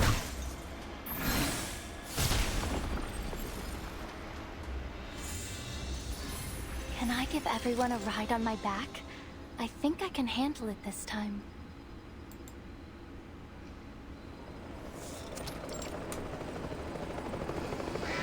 Gosh darn it! These birds are meaner than a two-headed snake, and twice as tenacious.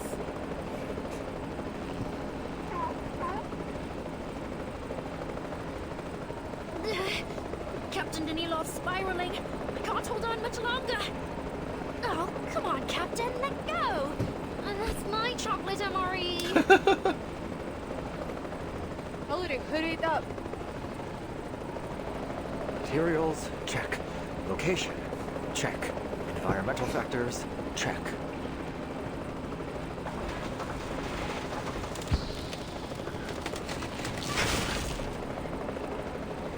Flux! It's just not working. I must have got the magnetic poles wrong again. Experiment number 22. Last chance. Oh, just forget it, boss. We have to go before Danilov crashes us all to the ground. Modir hurls the squirrel and Pinwin all in the cabinet in a heap before making the jump herself. Give me your hand, Ulrich. That's an order. Program set. Parameters confirmed. Initiating.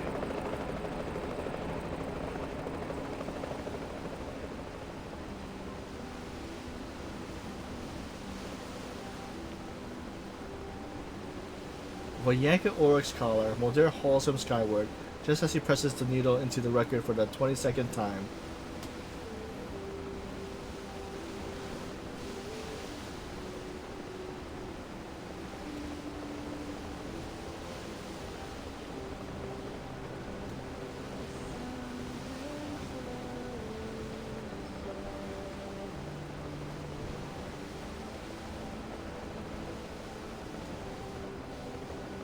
magnetic field. It's stabilizing. It worked. Nice. We did it! Look, the water stopped rising.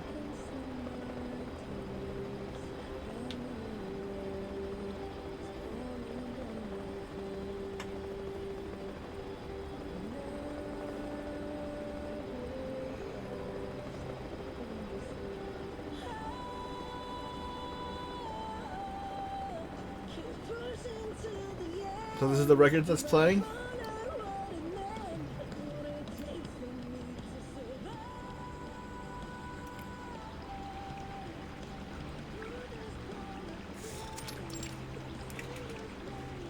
Do you hear that? It's Regula's song. And look, the flood has stopped. Mr. Ulrich made it. Nautica, this is our chance. We're flying out. With the pounding beat of the song, the last pillar crumbles under Nautica's strike. I did it! Well done, Nautica. But stay sharp. The sanctuary's coming apart. Watch out for falling debris.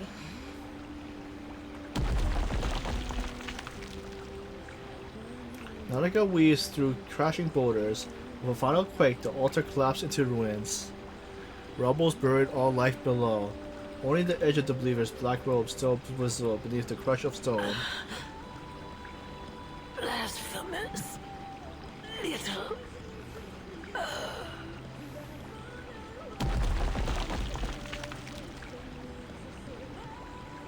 Another stone falls, a gasp, a spurt of blood, then silence.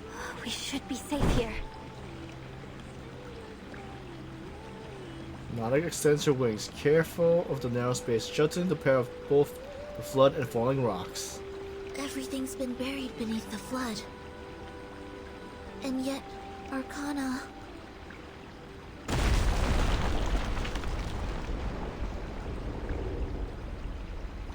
The body dissolves, reshaping into familiar human silhouettes. She stands on the surface of the flood, on her toes, watching the sanctuary collapse. A dirge to mark the end of this world. How fitting. Shh.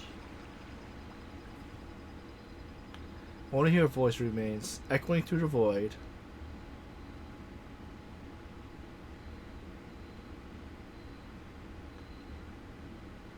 When the final note falls, the flood shall rise once more. An ancient era shall be reclaimed, and a new order forged. Arcana stands in the water, smiling all the same. The end is nigh. But do take solace in thine achievement, my little savior. That this world should draw its final breath on a tune and not a scream. But alas, this is no true end for you. We shall meet again, Vertin. In a world that is rightfully ours. Then she disappears in the rising tide.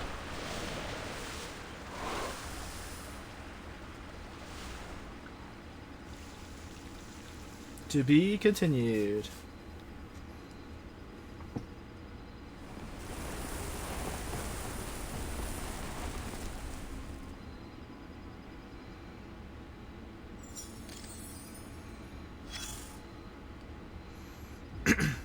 Heavy rain will eventually cause a flood. It's an obvious deduction. This is my final report. The era of mankind and birds is over, and the era of fish has begun. But the fish will have to wait a little longer, because you've delayed the doomsday by about an hour. Every living person now owes you an hour of their lives. How big do you think your medal should be? There must be a way. Certainly. Even if the umbrellas don't work, you still have an arc. Just as long as you only take the qualified animals with you, like in old times. you should be able to continue to fight. Or you could do what a soldier would and follow your orders till the very last moment. Find that writer. You know how important this mission is.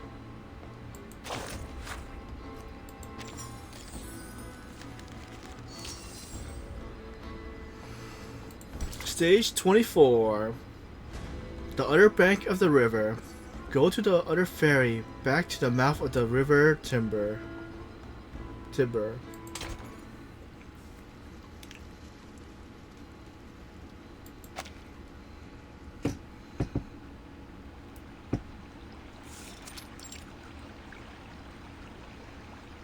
He's gone? Just like that?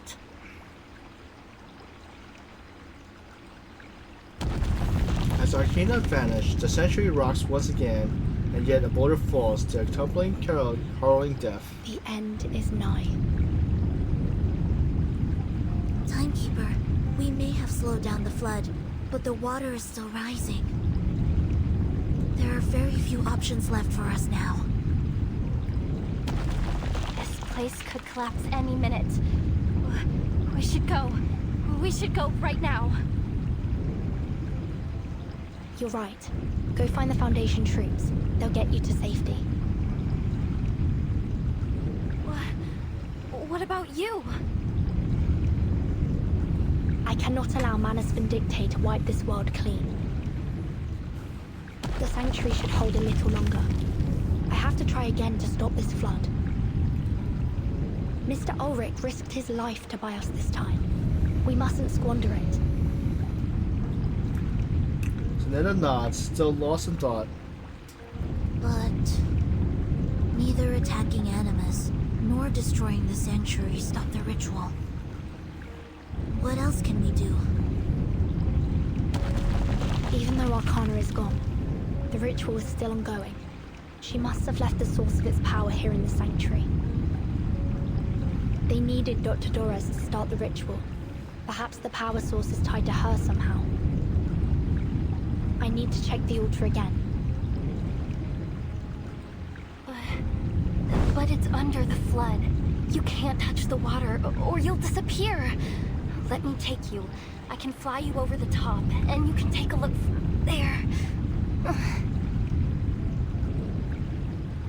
Nautica raises her forepaw, but her wings fail to spread, blackened, bruised, and wounded.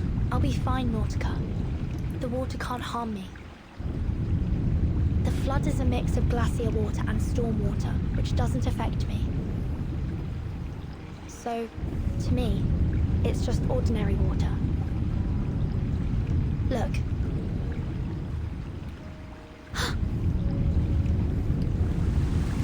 Water slips through her fingers, and the hand submerged in it remains unscathed. Time has left no trace. See? I'm fine. It's a little chilly, but nothing more. Sonetto, please take my suitcase and go with Nautica. I'll catch up to you later. She turns around, searching for a suitable spot to enter the water. The icy water sends shivers up her thigh all the way to her neck. Timekeeper. Behind her, Sonetta clutches the suitcase, holding off her desire to speak. Sonetto, it's dangerous here. I'm your assistant. It's my duty to stay by your side, no matter how great the danger. I'm staying. I'll wait here for your return, Timekeeper.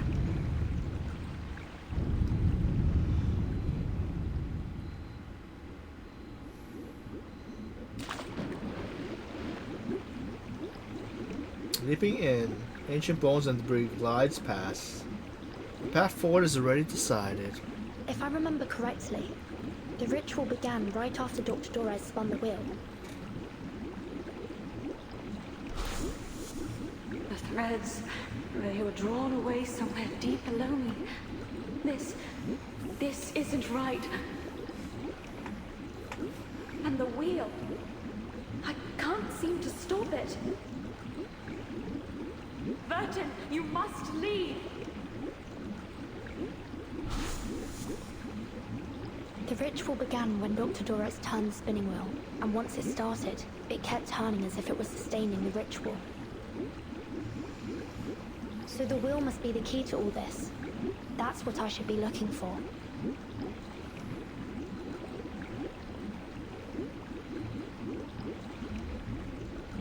Just like before, with eyes closed, instincts take over.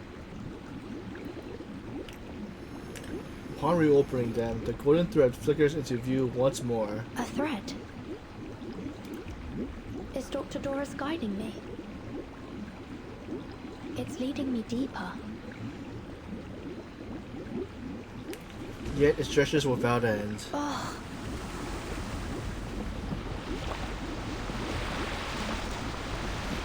A strong current pulls a dense thicket of Asuri debris into her path.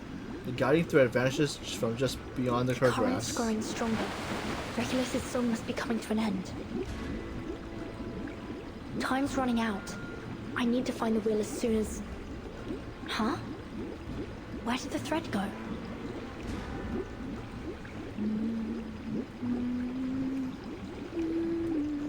Doris is still here?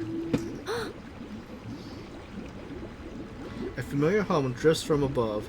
Clinging to the rock, she lifts her head, and there stands the one she saw.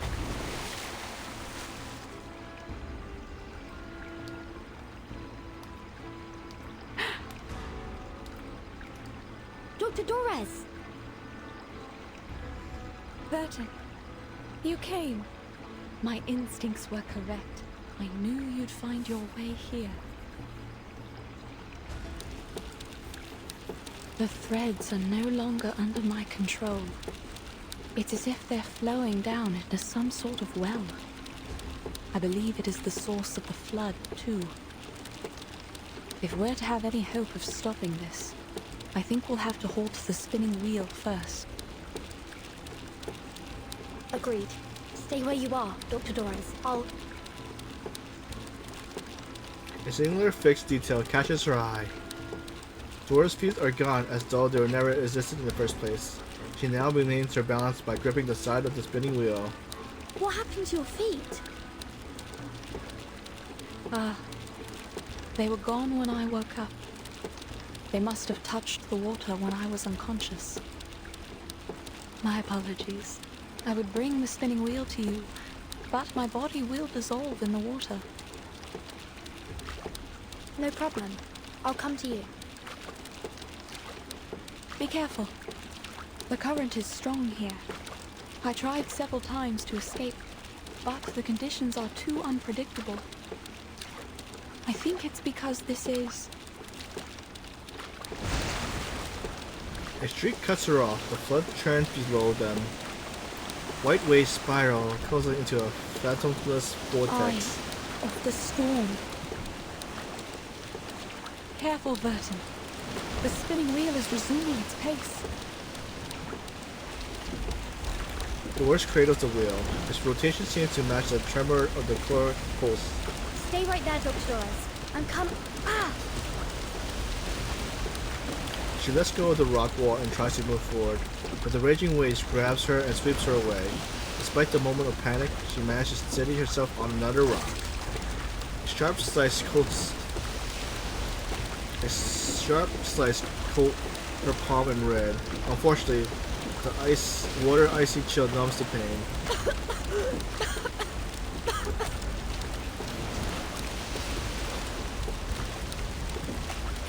Her blood dissolves quickly in the water. Next to them, the whirlpool is growing even larger.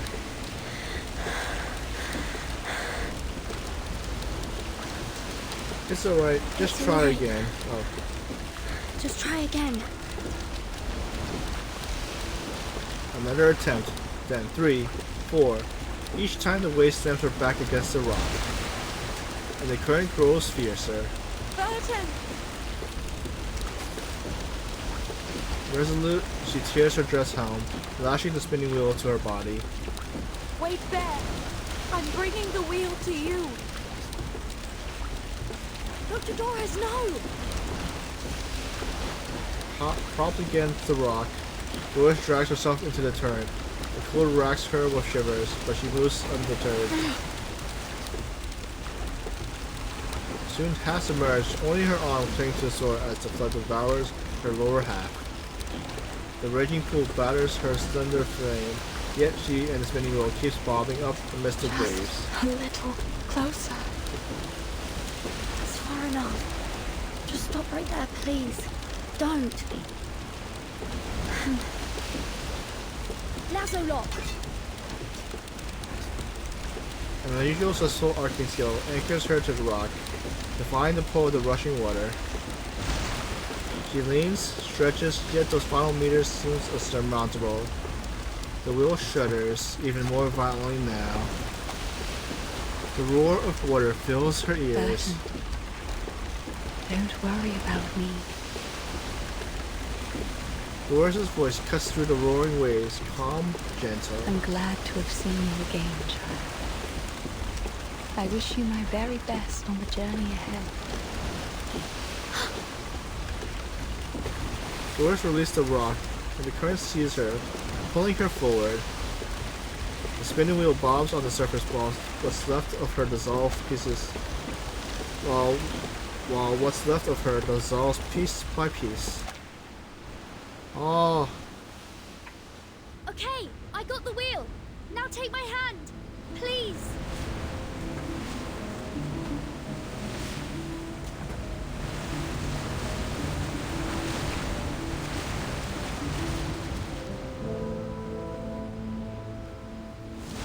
Goodbye. No!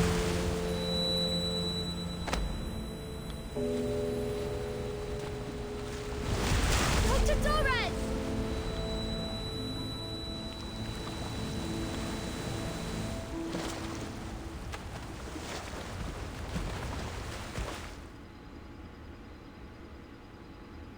And the spinning wheel is still, and the furious waves grows quiet. One raindrop drops from the flood. Then 2, 3. The flood recedes, and the storm begins.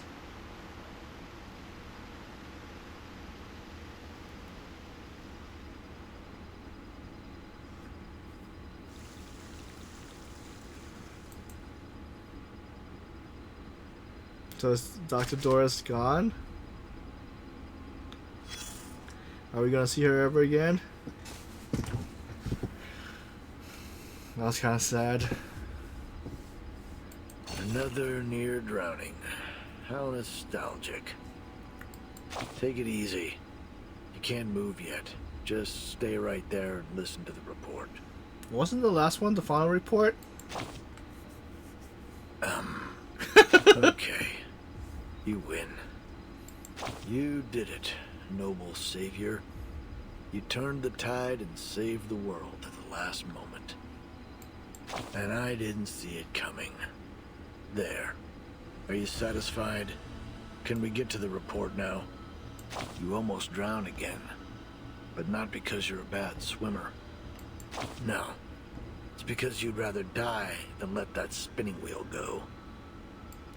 But a spinning wheel is a spinning wheel, no matter how precious the thread it spins is, and you already have one.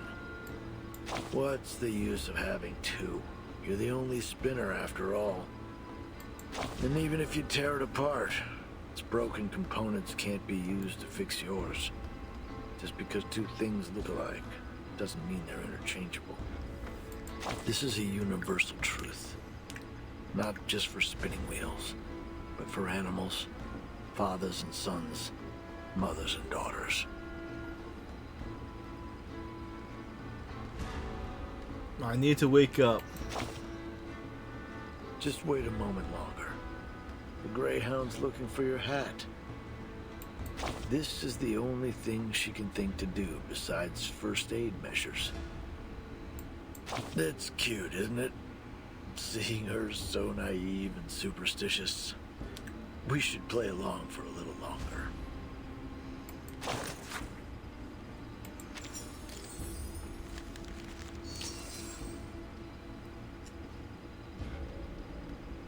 I believe this is the last stage. Stage 25. Alopsis Configurasis.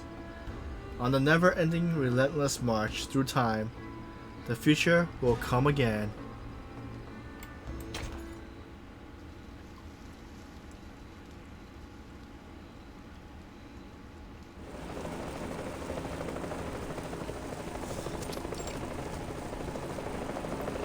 This is... Mulder steps down from the helicopter, watching drop floats upwards. Well, butter my backside and call me a biscuit. Rain pulling itself right off the ground and rising up into the sky. I ain't never seen nothing like it.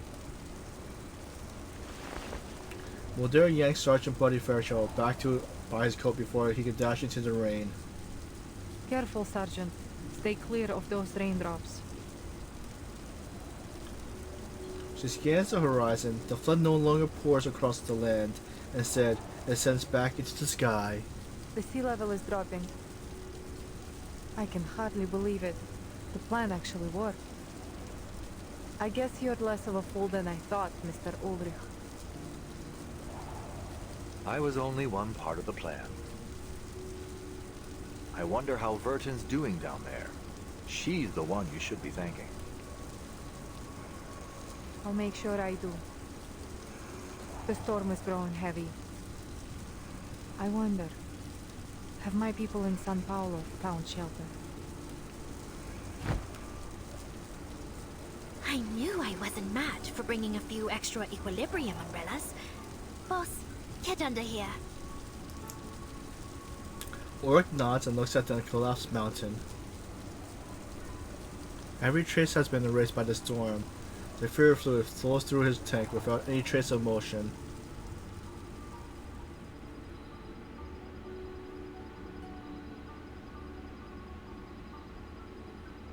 The ritual has been disrupted, and the flood is turning into a storm. Then does that mean...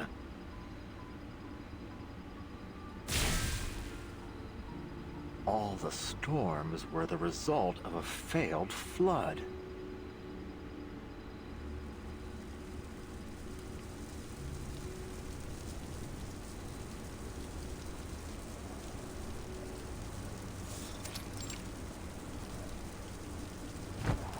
On distant ships, Ikaru umbrella snaps open one by one.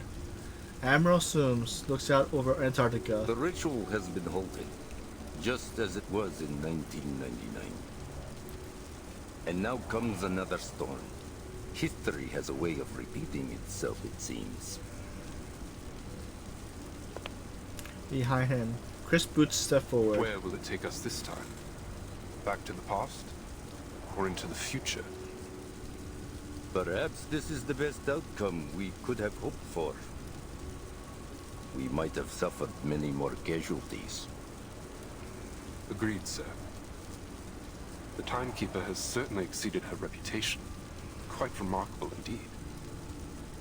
Regardless, the battle is over. But our respite will be brief. After all, the storm won't last for long. In the storm, firearms and artillery rise one after another.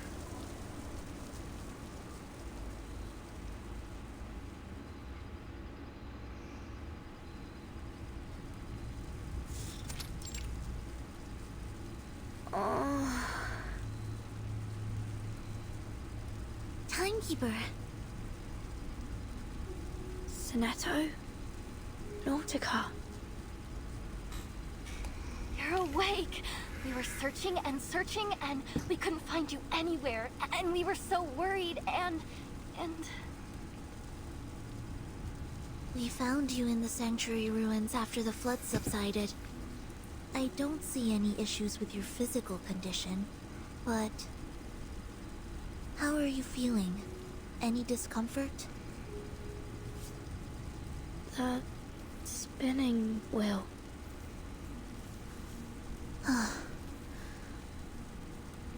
The only piece of it we found was the one that you were holding in your hand when we found you.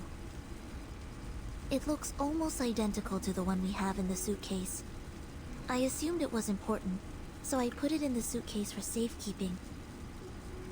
Probably best to keep it in there for now. Wait. Is that rain I hear?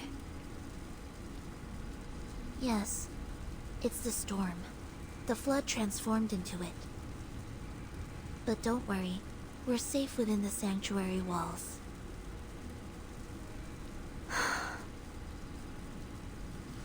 Pushing it upright, she looks out. The storm purges all things, yet at the edge of vision, a familiar silhouette appears like a haze within the rising rain. That's... Dr. Doris. Her feet moves on her own, chasing the distant image. Dr. Doris, wait! I still have things I need to ask you. The figure stops. This time, she turns. Burton, The storm blurs her face. we all walk our own paths, seeking our own answers.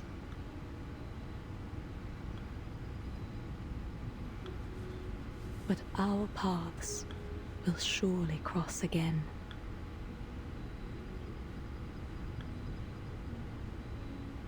The rain dissolves the figure, carrying it away. Impossible to tell whether anything truly stood there or was just a waking dream. Except for the song, familiar and bright, drifting down from the sky beyond the sky.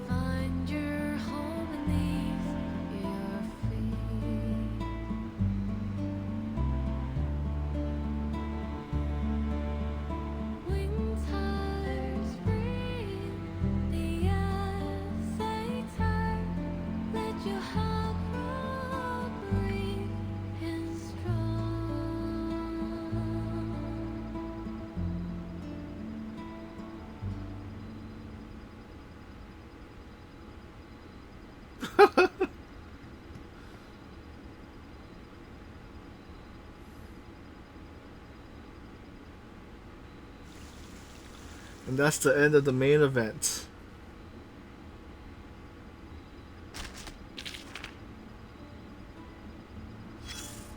What's this? Into the Flood Again is now available. During the event, you can relive your battles with Arcana against the Flood. Okay. Into the Flood Again features 3 different difficulty levels. The first victory of any difficulty level will be rewarded generously. Okay. Can I choose my people now?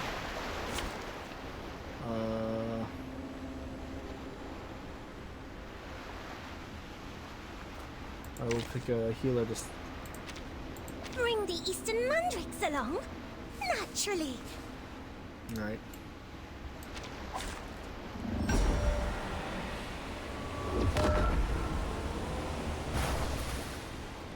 We begin with white.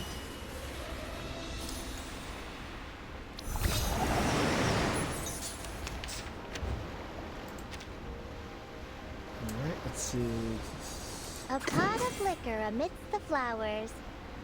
Wait for the right moment. Enemy reaction predicted. Into the darkness. Give them a warm welcome. Wait, no damage. Non voltarti indietro. Barrage. It will be over before you feel Mess up, misread something? Was I supposed to kill the boss first? Rude.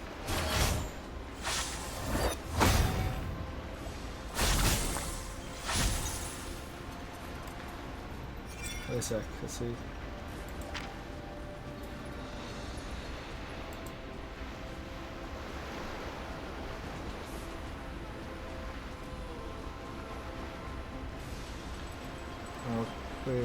Okay, so does that mean they're gonna take damage this turn?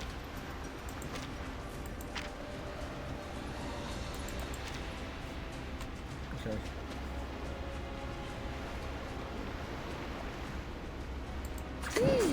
Perhaps is that a fairy in the... Wait for the right moment. Tarsi, where confirmed? The old man under the moon taught me this little trick in a dream.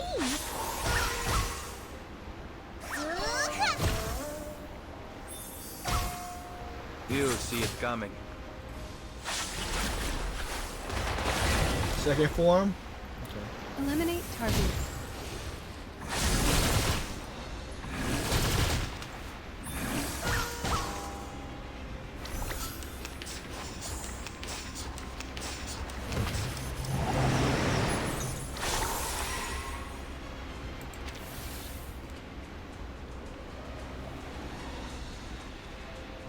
No potion comes without a dash of poison. Lift the cup, drink, and enjoy the view. Into the darkness. Not to worry, the mandrakes are here. In ink and flesh, no night or day. Then why not dream the time away?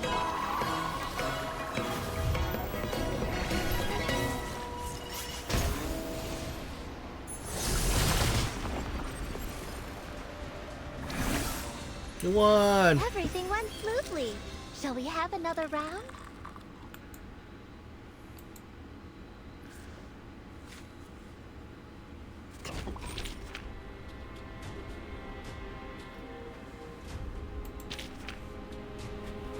Right, okay. So it's just a battle against that, so let's see what's the star is. Distortion. The ITU radio regulations won't be released for a few more years, so just use what you have. Listen carefully. Discussion over the radio. Team Difference Engineer. Oh wait. Team Difference Engine. This is headquarters. Southeast District sweep complete, and Arcana's presence have not been detected. Abort mission. Link it with Team Tungsten Wire and proceed to... Hello? Team Difference Engine? Come in? Damn, those primitive comms. If I've been born in this era, I have chosen any career without radio. Got anything on your end?